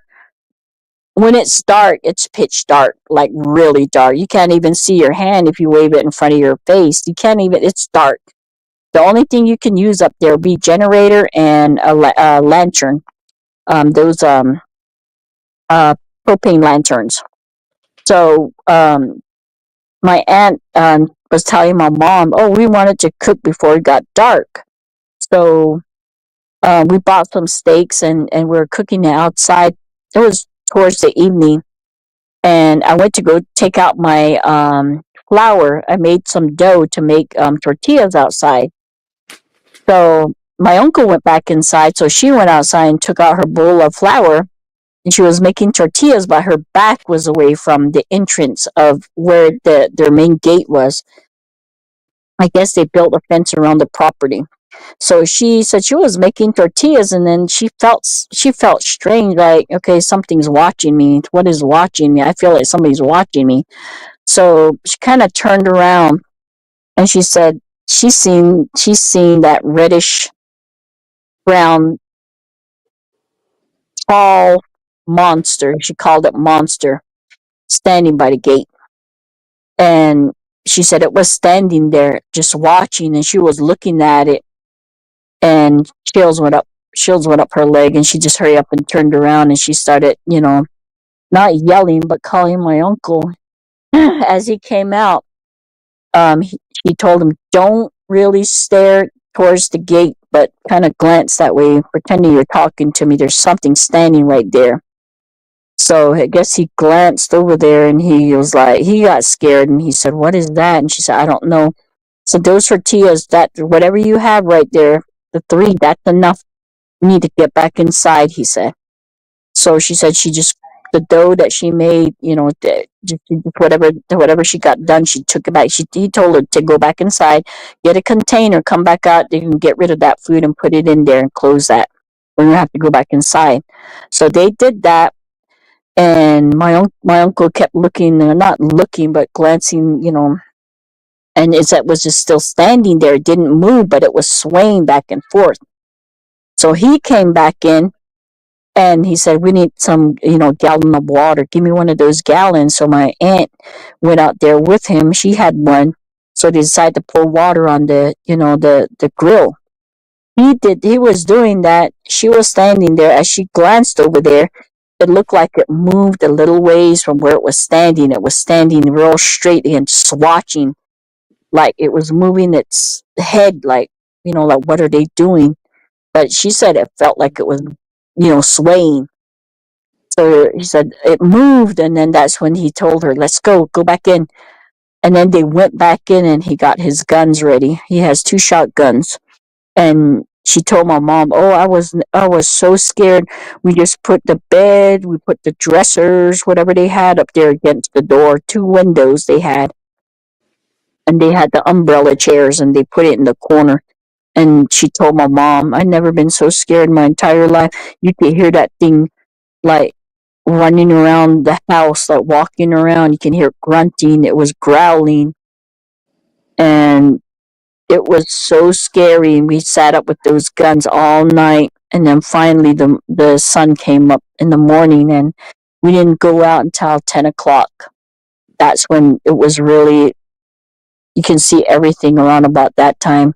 So we slowly walked out, and we just locked up everything, got rid of all the food, and we got in the truck. And my mom said to this day, and that happened about 2 years, 3 years ago, and they haven't go back to the log cabin yet after they saw that. Mm-hmm. So my mom told my auntie, Junior saw that up there. He looked at it straight in the eyes. It was reddish brown. It looked like it was like all like knees. The knee part fur was gone. It looked like it was losing fur. It was skinny. It was reddish color, and it looked right at Junior, right into its eyes. And Junior hasn't been like that ever since. And my auntie said, my mom told her, that's been around. People seen it there. And she said, whatever it was, that was scary, and we haven't go back up there, she said. Do you know if Junior had any mind speak after that? I don't know. I know he said that after that happened, he had nightmares. He was dreaming that he was walking through the forest, like just wandering around in the forest. I don't know why I would be walking the forest, he said. And he said it was just weird. He said it just made him weird. And he moved back to my parents' area. They got a house there. They stayed there. He said, I know it followed me, he said, because Francine, his wife, saw it standing by the house. So they moved into town, and they said, oh, and you guys can, when we went back, they said, you guys can stay over there in the house. So we did. When we came out from Navajo, and we stayed there we were going to stay there for about a week. So we went to go stay in that house, and I kid you not, I thought he was just, like imagining things. But when we stayed in that house, I heard grunts. It brushed up against the wall. It was like, I said, I told Wayne, I said, there's something out there. I'm telling you, it's going to come in. It sounds like it's going to come in. It was that close to the house. It was loud. I tried calling my parents. They wouldn't answer their phone. This was like about 1 o'clock in the morning. I had finally had no choice but to call the Navajo Police Department. And they said, oh, we have an officer in Shiprock. They're not going to be there until like after an hour. I said, no, I don't, it's going to come in. I said, you guys need to send someone. I said, this is, so they said, ma'am, just hold on. I said, it's coming. I started like, it's coming, it's coming. And then she said, ma'am, calm down, calm down. Is there any way, lock your door, do something, put something, I ain't getting up. I said, it's right there. It's right by the window. I said, I see it's right there. And then she said, ma'am, calm down. And Dwayne said he even got scared. We all got scared and we were just all sitting in the corner and it got closer and it was going towards the door. It was like, like right by the door. I said, oh no, it's going to come in. I said, it's going to come in. I was scared. I didn't know what to grab. It was dark and we called the cops again. I told that lady, I said, please, please. I mean, I was begging. I said, it's going to come in. It's going to come in. She said, ma'am, the officer's 30 minutes away. Calm down, calm down. Oh my God. And the officer just came straight up the road with his, light top on top. He had his the big old light flashing around all over as he was coming up. He pulled up right in front of the house and he said, I didn't see anything. He went around the house, nothing, and that was it. When he was right there, I took off to my parents' house and I started banging on the door and I told my dad. He came out and he said, what is it? And I said, I was trying to call you guys. I said, there's something almost came in with us over there. And then they came over, my brothers and them, and then they gave us an extra gun. And I said, I ain't sleeping over there. I told Dwayne, I said, you know what, we're gonna have to go. So after the officer did his investigation, he said that he knows that they're around. It's Bigfoot. We know it. There's footprints here. There's hair on this tree. We're gonna go ahead and put it in a bag, and I'm gonna give it to the rangers. He said, and don't have your children go outside. That's what they're attracted to. And we just like got in the vehicle, left, spent the night in town, and my dad my dad told us they're okay over there. They have guns and stuff like that. We left. I don't sleep in that house no more. And I told Junior, I said, you were right. I said, that thing almost came in with us. That was really scary. He said, that's the reason why I live in town. And the officer did. What did you end up hearing about that hair? Anything, or did they just never say a thing? They never came back to us, but after that, I never went back. I never even inquired on it after that, but I knew they were there because we heard it. It brushed up against the house. Oh It yeah. felt like it was like wanting to come in. It was that close to the door. It was loud. I'm surprised my parents didn't even hear it growling. Yeah. And that I don't stay over there no more. I don't. It's just Will, scary. will you tell the story about the couple that hit the Bigfoot with their car?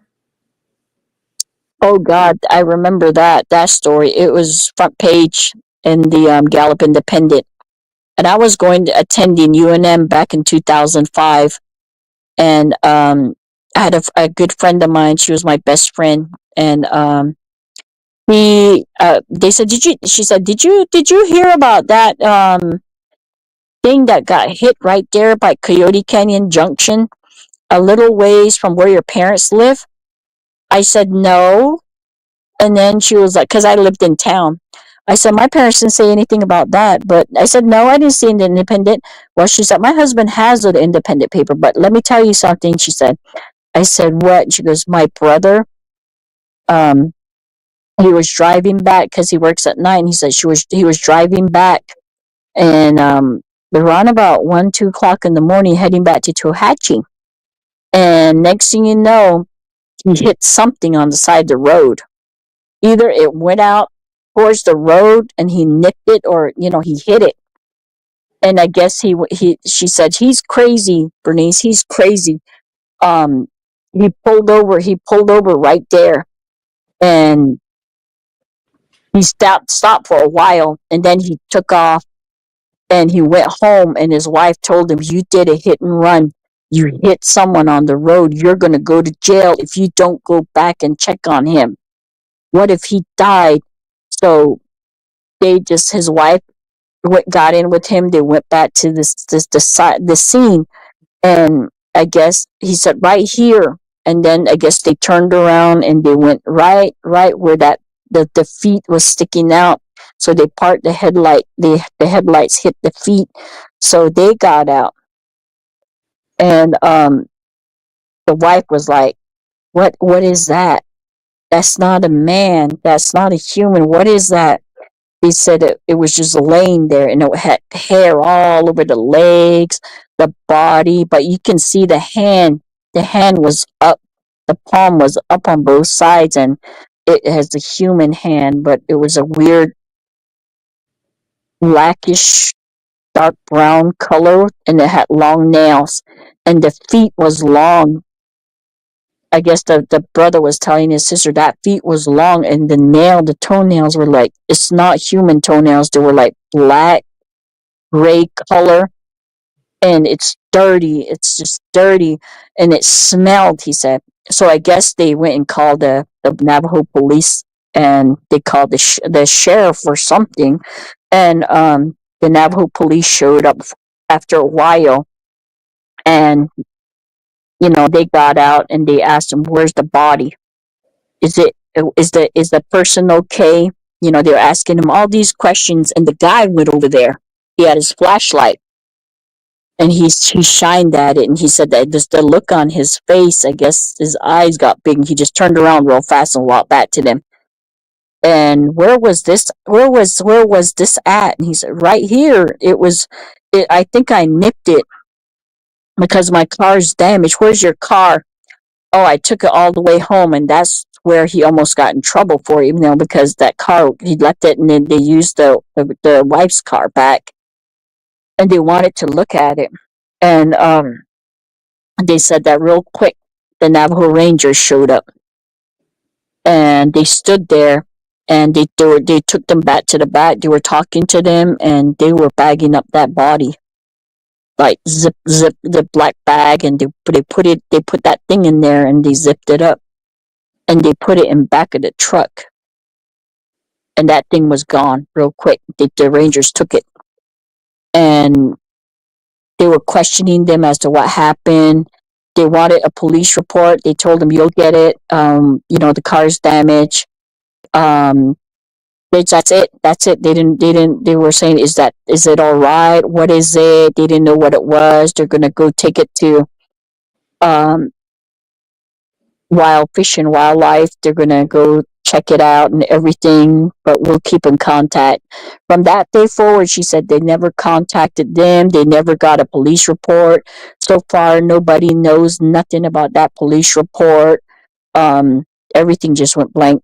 So from then on, I asked her again, before I moved down here back in 2019. I said, Did they do anything about your, brother's car?" She said, "No, it's still there. They just paid it off, and it didn't run, and they still haven't get the police report." I was like, wow. So So insurance still won't pay for it because they don't have the police report. yes, We're just supposed to pretend it never happened. it never happened. Do you And remember what year that was, and the name of either of those two newspapers? it was an independent. It was back in yeah, it was in 2005, 2004, 2005. Because I graduated in 2005. So um, it was either that year or 2004. Okay. Yeah, because after they took that thing away, my dad used to leave for work around about 4 o'clock in the morning, and he'll get ready around about 3, and he'll leave. And I guess one morning we went outside, and he went to go start his truck, and he said he came back in, and he told my mom in Navajo, "There's something out there. It's crying. It's not. ever since I was little, I lived around here. I never heard nothing cry like that. It's something. It sounds weird. So when my mom and him, opened their bedroom window, it was like, woo. My dad said it was like between a siren and a woman crying and screaming, and woo, like long woo, like. I wonder, my dad told my mom, I wonder if that's what Bernice is talking about when that thing got hit down there. I think it was its baby or something. You think? My mom goes, I don't know. Something's looking for something. My dad said it was in the Arroyo, all the way down towards Coyote Canyon, the Arroyo, all the way down. My dad said that it did that for every night for probably about 2 or 3 days. It would cry all night walking back up to. I was like, oh my gosh. And I told my best friend, I said, my dad said he hears that at night. It's probably its mate or its young, she said. I said, probably. Isn't it frustrating though when people will say, there's no evidence. By now there'd be a body, and then we know so many that have had the bodies come and picked up, and then the people are told to keep their mouth shut or say it was a bear. They have Mm-hmm. bodies. They know what they are. They're hiding it. Yes, and especially in that case, I mean, the brother don't lie. I mean, the car is the proof that, it was hit and the Rangers were there and they picked it up, Two you witnesses. know. Yeah. Mm-hmm. Exactly. And then my dad heard it, crying or hollering down in the Arroyo after the thing got hit down there. And my dad's theory was it was probably looking for whatever that got hit. It might have been its young, its mate, something, he said. Mhm. And I believe they're around there. My brother's seen it. My brother got off work one time around about midnight. His friend dropped him off at the road, and he thought, oh, I'll be safe. I'm going up the road back to the house. It's not that far. It's probably like from my house to probably the end of Liddy Road, that far away from the road. So he thought, oh, I'll just walk. He said he was walking, and my brother had my brother's crazy. I guess he walked down from the house to the road to meet my little brother. They decided he was waiting there. He got off, and then they started walking back up. He said, sis, I kid you not. He said, we were walking, we were quiet walking. He said, we saw something darting the walking in front of us. We sat down. They said it stunk. And it was just literally just walking, strolling, all hairy. It went right in front of us. It didn't see us. It just kept walking. It just kept walking, and it climbed over the fence, he said. Once it climbed over the fence, he said they started running. He said, I don't get off at the road no more. I make sure my friend drops me off at home, he said. So they're around. I mean, the Chisca Mountain is just right there, not even like 10 miles away from where my parents live. Mhm. What I was just fixing to say. Missing people in that area? Do you know, or in your area? Um, yep, there's a lot, especially in AZ, Arizona. Uh huh. There's a lot in Arizona. Um, we have, I think, 3 in Tohatchee, I believe. Um, but in Arizona, yeah, there's a lot. Especially in the Sawmill area. My brother used to live out there with his girlfriend, and I guess her mom didn't have running water, so my brother, when he used to go visit them out there, he would go down to the well with his girlfriend, and they would, put water in, those big old water tanks for her, and they would haul it back. Mm-hmm. He said that one day they were doing a water stuff for her, and they were putting it in back of the truck, and all of a sudden they decided, we'll rest for a little bit and then we'll do some more. So they were sitting in the back of the truck, and all they heard was crashing trees. Like my brother said, they were loud, like crashes of trees, boom, boom around them. And then all of a sudden, they said the dog that they were with was started crying. He ran. He tried to get into the truck in the bed, It kept falling off. So he went and grabbed him and threw the dog in the back of the truck, and he whimpered and he went behind the cans. And all after that, it was a big yell. He said it was he said that they both got scared. The girlfriend jumped in the front. He jumped in the driver's side and forgot to lift up the tailgate, and some of the cans fell off and they just took off. And he said that we heard that. He said they're around. He said they're around. There's Bigfoot up there, sis. And he never went back after that. When you said the sawmill area, is that a town or you mean like a literal sawmill? It's a small town, a small community. It's called Sawmill, Arizona. Okay. It's located in the mountain area, Yeah. and it's in Arizona. Okay. You had an interesting story about the well, you told us a few interesting ones last night. The thing that was throwing rocks at you. Oh yes, that was, oh my gosh. Let me see, 19, I believe 1990. No, let me see, 1990. No. It was about 2002, I believe. Um, my parents had gone to the casino, and my little brothers were young, and my parents didn't want them to stay by themselves. So I literally had to drive from Tohatchi to babysit them, and I took my children over there. So we went and got to Twin Lakes area, and they had a double wide. So I made them something to eat. And then we started to watch a movie. I made them popcorn. We're watching TV in the living room, and then all of a sudden somebody knocked on the door. This was like about 10:30, 11, and usually if somebody comes with a vehicle, the lights are going to hit the windows, or the dogs will bark. Nothing. So I went over there, I opened the door, I looked out, there was no one.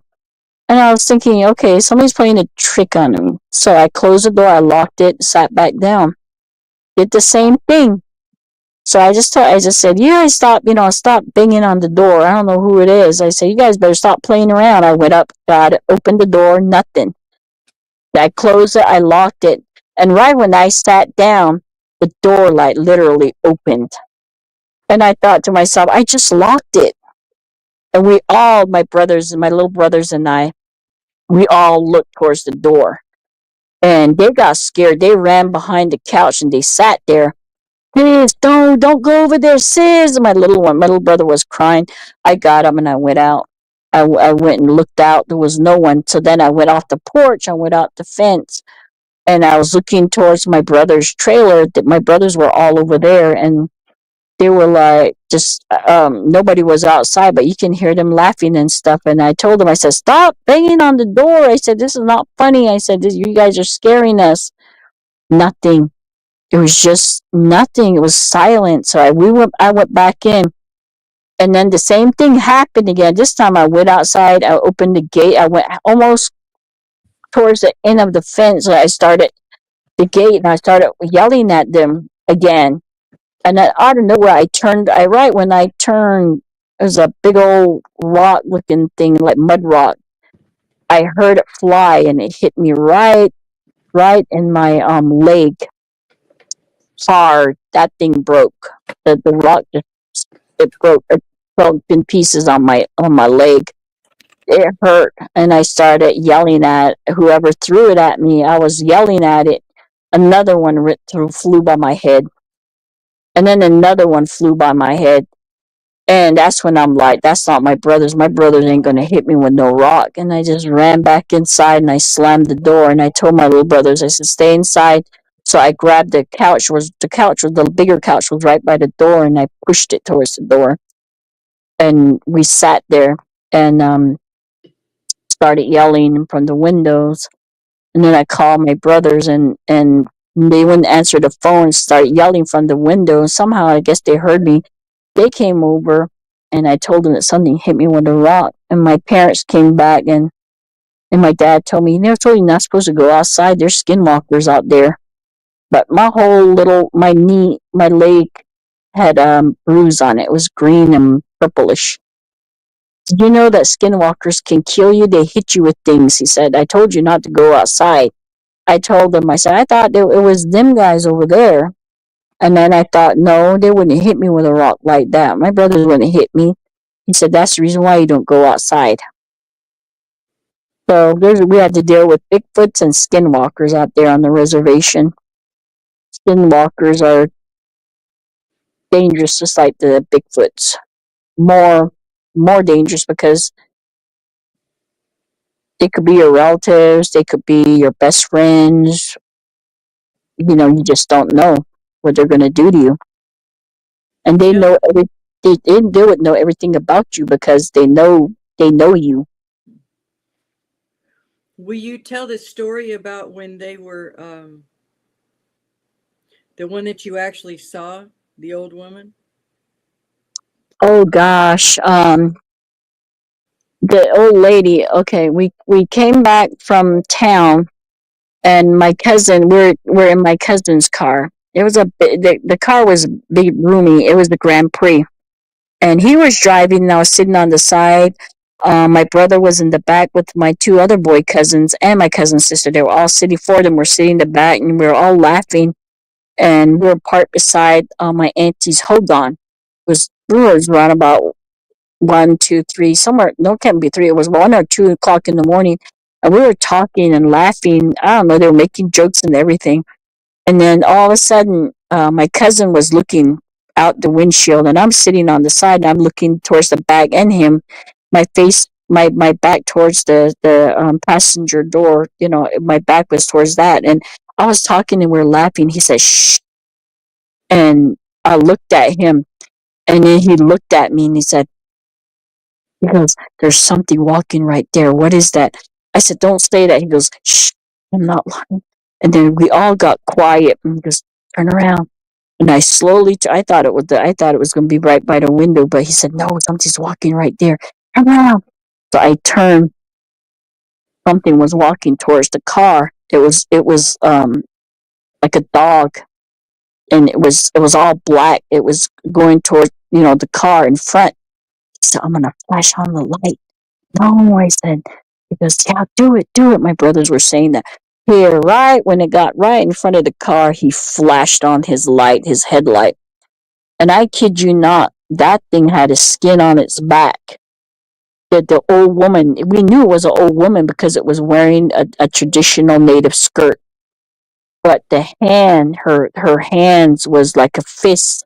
It was rolled up like a fist, and it was walking with the fist like this. And the butt part was sticking. Her butt was sticking out, and the legs were at the bottom, but through the skirt, and the whole skin was. You can tell it's a dead animal skin because around the eyes of that skin was a wolf skin, the head towards, and it was all curled up. It just looked like different animal skins, sewed together because it had different patches and stuff on it. Mm-hmm. And it didn't look at us. You could tell it was in shock because it stopped. And then it went boom real fast. It ran across. And then my cousin goes, "I'm going to get it." And he turned on the car real fast, and he just threw it in drive. And he spun that car so fast after it. My door was locked. It was closed shut and it was locked. When he spun that car, that door flew open, and I had my seatbelt on. And if if I didn't jump towards my cousin's arm, I'm pretty sure, it was seatbelt or not. I probably my half of my body probably went out because that seatbelt was loose. And when he spun that car, that door flew open, and everybody started screaming. And then he hit the brakes. He said, "Bernice, close the door." And I slammed it. And then we went around. We tried looking for it. I said, "I don't think you're supposed to do that." And then he goes, "I'm going to go back to Gallup. What about you guys?" I said, "I want to go home." So he took me and my brother home and dropped us off at our house. They went back to Gallup. And then I told my dad, I said, there was an old lady underneath that underneath that um animal skin. And then I said, my cousin said that that was his grandma's skirt. And my dad goes, I believe it. A long time ago they said that she was a skinwalker, he said. Stay away from her. So my brother Junior don't like her at all. And a couple of days later she came by the double wide, got out of the car, out of her daughter's truck, and they were walking in, and my dad's big dog Jake just attacked her and almost tore off her skirt. It tore her skirt and almost pulled off her skirt. My dad had to go over there and get the dog off of her. She was saying all these mean things in Navajo, saying stuff and everything, and getting mad at my dad. And then she got back in the truck. And then the lady got back in the truck, and they took off. That night, my dad let his dog out to go use the bathroom, and he said he was trying to call Jake, and then all of a sudden he popped back up. He let him lay in the living room, and he said that he heard whimpering and stuff. My dad went in there, and the dog's tongue was hanging out. It was like bluish gray. He was foaming at the mouth. He looked like he was real sick. And my dad, took it to the vet the next day, and they said it was already too late because he had probably taken antifreeze. You shouldn't leave antifreeze around. My dad said, I don't leave antifreeze around because I know the dogs and cats and animals will get into it. I don't have antifreeze. I have a tool shed that we put all the car stuff in there. And my uncle told him, that, when they do that to people, even people, when the skinwalkers do stuff to them, that's how their tongues and everything end up. And they say if they do that to an animal, they say it's antifreeze. So my brother was like, it's probably her because it attacked her and it tore off her skirt. That's probably her that did that to Jake, he said. I said, my dad goes, it probably was. So my dad was just heartbroken for a whole year. We had to buy him another Rottweiler, a baby Rottweiler, so he still has that one. But every once in a while, he'll talk about Jake. And Was it the same skirt that, like, did she always wear the same skirt, or it was a different one by then? it was a different skirt, but my cousin's the one that usually saw her, I guess, with their aunties and stuff. So he said that was my grandma's skirt. He said, Did it like, go on all fours that night? yeah, I sure did. And then I told my dad, I said, if it was her, she's like almost 80 years old. I don't know how in the heck she ran off that fast on all fours. I said, she can, and then in public, she barely walks, I said. And my dad told me, well, you know what? Skinwalkers do shape change, he said. I said, yep, that's probably what happened. But, for the two cousins that were in the car, they both passed away. And my cousin that ran and took off after that thing, that grandma thing with the car, he got into a bad wreck a couple of days later, and my two cousins passed away. And, my brother was saying she probably took their lives to gain more power, or she knows that he tried to run her over. And And she has she passed, right, already? yeah, she passed away about 4 years ago at 90. No, she said she was 100 and something, so I really don't know how old she was, but she was really old. But she did pass away. My brother kept saying, hey, you know what? Um, you know, that lady's dangerous. You guys stay away from her. And then that night that you heard that knocking on the door, was Mm-hmm. was it any particular number of knocks, or No, it was kind of that knock, like somebody shows up at your house, knock. like someone's out here knock. Yeah. Okay. I didn't know if it was any particular number of knocks or anything like that. We've got the laptop plugged in, but I don't know if it's using the power faster than it can go. So in case it runs out, let's go ahead and we just want to know if there's anything you want to talk about that we may have forgotten, and then we'll Mm, questions and comments, and then we'll have you say anything you want to say to the viewers listening to help them, and wrap it up. Probably just a recap of everything, like what we learned, like all trackers. Make sure and teach your children, don't whistle at night. Don't whistle at night, because that's their call for them to come, and to come to where the call's coming from. That's how they communicate. When I was little, my grandma, I was 5, 6 years old, 7. My grandma used to say, "Don't whistle at night. Mm-hmm. Don't whistle at night. That's when the monsters come." And I didn't know what she meant by it. And me not listening, I whistled, and then my dad gets mad at me. "Don't whistle at night. It's when the monsters come." So I stopped doing that.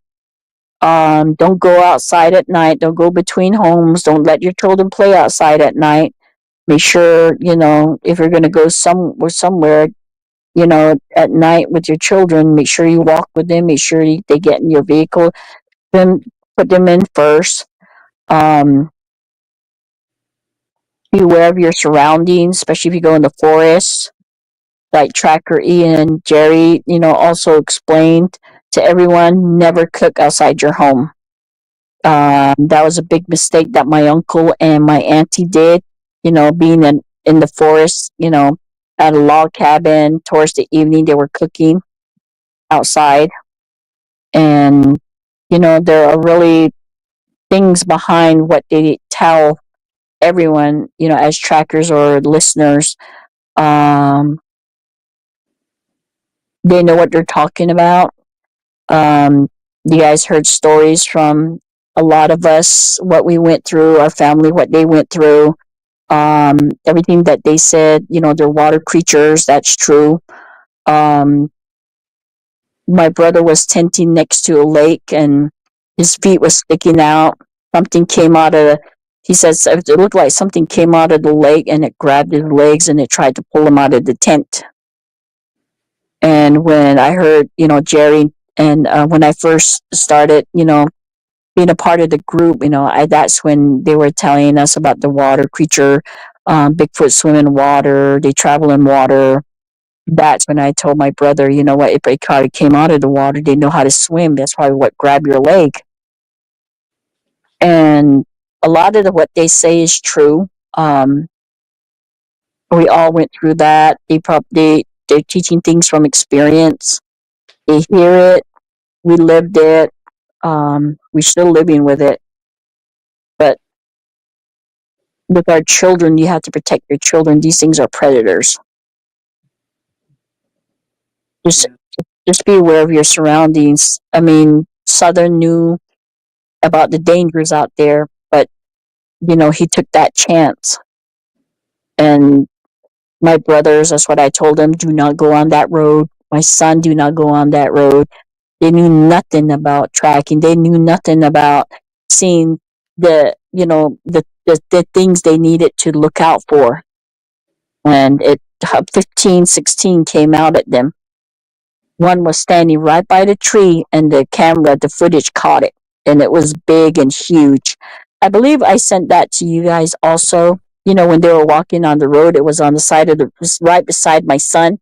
He didn't even see it. He didn't even notice it. They were too busy looking at the one that came out from the tree line with the little baby one, the juvenile one. Mm-hmm. But the one was right next to my son. Mm-hmm. Just be aware of your surroundings. Be careful out there if you're going to go camping. Um, that's about it. You did a wonderful job. We'll run through the comments and Sure. see I don't if think anyone there- has any questions. I don't think there were any. Pardon? I don't think there were any. No questions? No. Okay. Everybody was just listening. Yeah, everybody's just always transfixed when you're talking, Tracker B. How's your family doing as far as tracking? They're doing really good. Everybody's working. They got my son came back from New Mexico. I'm happy. Chad's home, Good. and just in time for Thanksgiving and Christmas. And also happy that he came back. He just didn't want to stay home. Found himself 3 jobs, so I don't know how he's going to be managing 3 jobs. Oh, wow. and Hard working from you. John, Katie's working also at Nichols. Bubba's still working overnight. Angel's gonna be working overnight soon. But all the kids are here except for Cam. Cam is in Shreveport. She lives out there now, and she's expecting, so she's gonna have a little baby. So we're excited about that. Good. Oh, good. Mm-hmm. Growing. Yep, sure are. But still the same. We're trying to look for another place. It's kind of hard to find a place out here. Especially, I need to find a place in Mansfield. That's where I'm looking right now. So we're still looking. Okay. I don't see any questions in there, so we'll run through. Are we going to run through? It's just a couple of people came into the room. Herman Wilson, Papa, and T-Dog. Papa, Wilson, Steve, and T-Dog, Talon. Night Stars. Nathan was here, but Nathan was talking as far as not paying attention. Oh, okay. Uh-huh. Timed out. Yeah, so okay. we timed him out. Elastic Machinery's here. Elastic Machinery came in. And he says, Elastic Machinery says, very happily surprised with Tracker B being on again. Thank you for being. Yeah. People get excited when you come in to talk, and we're so proud of you. And yeah, you're your own team, the Tracker B team. And you're doing a good job. And hopefully we'll get to see y'all, soon, maybe next spring or something. Have another visit with you ourselves. Yeah, that would be awesome. We can go tracking and everything. I just seen a post from, I guess, some teenagers that graduated too. They were camping up at Natchitoches, up in the forest up there, and something attacked their camp. And they were saying it was a Bigfoot, so they called the police, the cops up there, and they showed up. They tracked around, branches broken and everything. They got the kids out of there.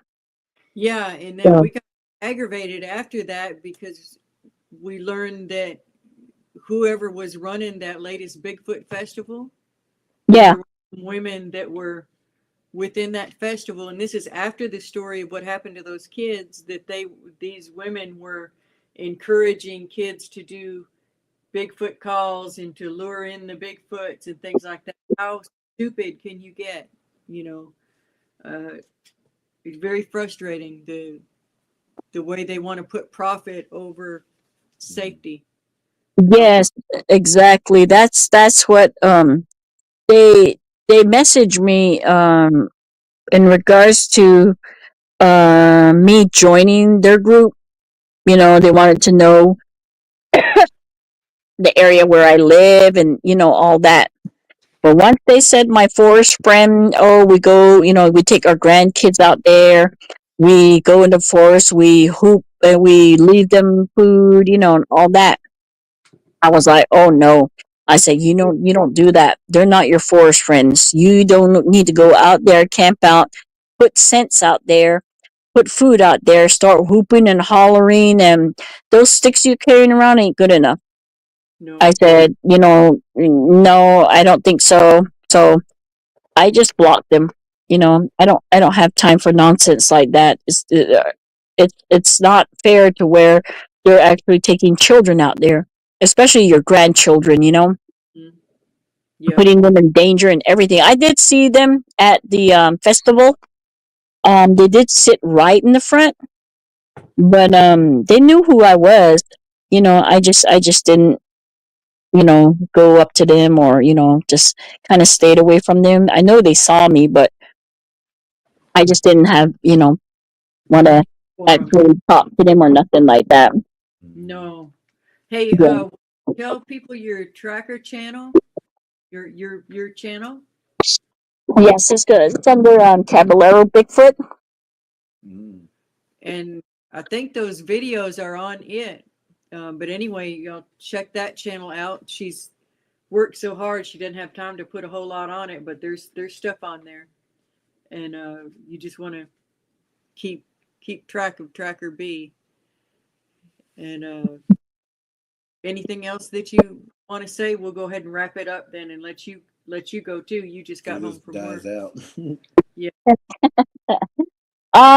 No, just like I said, just reiterate everything. Like, just be careful out there. Watch your children. Um, be aware of your surroundings. Um, just stay safe. Okay. It's Caballero Bigfoot Elastic Machine. Right. Yes, Caballero Bigfoot. Will you spell that? sir. Caballero, and then Bigfoot. It's on the YouTube channel. I don't really have that much stuff on there. I've been wanting to put some more stuff on there. I do have it on, on my phones and stuff like that, but I just don't have the time. Been working 6 out of 7 days a week, Wow. all different times. Sometimes I pull overtime, or I'm out of town, um, going to meetings and working at a different Walmart, just doing the investigating stuff. So, Hey, um, don't uh, don't forget to let us know when the documentary's coming out. I And then will. anytime you want to come back on and do an update, just let us know, and we'll set a time. Sure. Okay. Oh, We can probably do one on skinwalkers and ghosts, Mm. paranormal something. I yeah, mean, anything like that, anything supernatural or cryptid related. mm-hmm. Yep. That's We're good. okay. We love you. You take care, and we'll talk again soon. Okay. Bye, guys. Good Yeah. Bye. night. So we'll go ahead and say a prayer and let everybody go. Everybody says thank you to Tracker B. Yeah, our laptop looks like it's just about to blink out, so we We want to want make sure to be able to pray. It's just not charging as fast as it's using it, I guess. to. Okay. Thank you, Lord. Thank you for keeping your protection over Tracker B and her family. Thank you for the wisdom that she shares. Thank you for the extra blessings of children and grandchildren in her family that's growing all the time. Keep them protected too.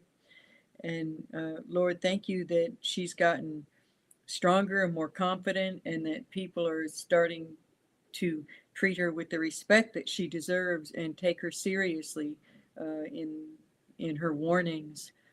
Thank you that she's a light out there in that area where there's nothing but a lot of foolishness and Bigfoot danger deniers. Uh, she's she's outnumbered for sure, but she's strong enough to handle it. Thank you for her growing team of the Tracker B team, and keep them all safe too, Lord, as they do what they need to do to teach others.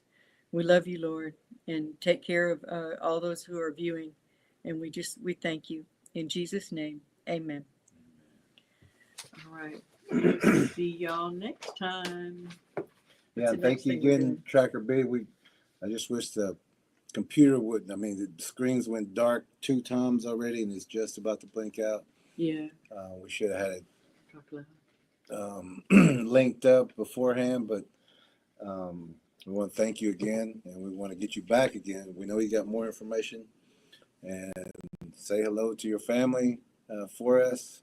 It's always good hearing from them, and I sure hope we get to come see you again. We will, Lord willing. Lord willing. Good night, warriors. Thank you to our mods. Good night, warriors. Oh, wait 1 second. Did you see someone else? War Chief Tracker C is with War us. Chief was in here. Good. All right. Thank you for being here. She says, hope so. I hope so. Good night. We'll do. All right. All right, everyone. Have a great night. We're sorry our link is um, just about to go out, but at least we got through everything Well, we got up two and to a this half point. hours. We got 2.5 hours Yeah. in. That's Yeah, good. we're good. But we know that Tracker B has more information, but it's our fault tonight. We'll bring her back soon. Yeah. So everyone have a great night. We want to get this before it just blanks off. So have a good night, warriors.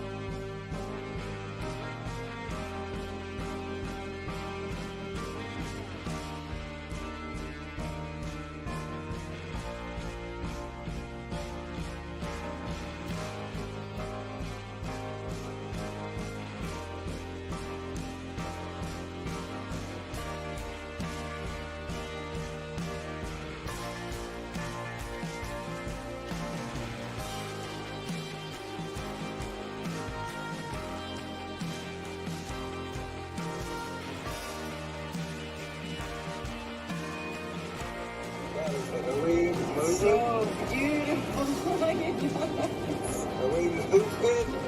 So weird. The effect's not quite the same on film. So we're on our way in a snowstorm to go try to find someone that's lost in the woods. You gotta say a prayer.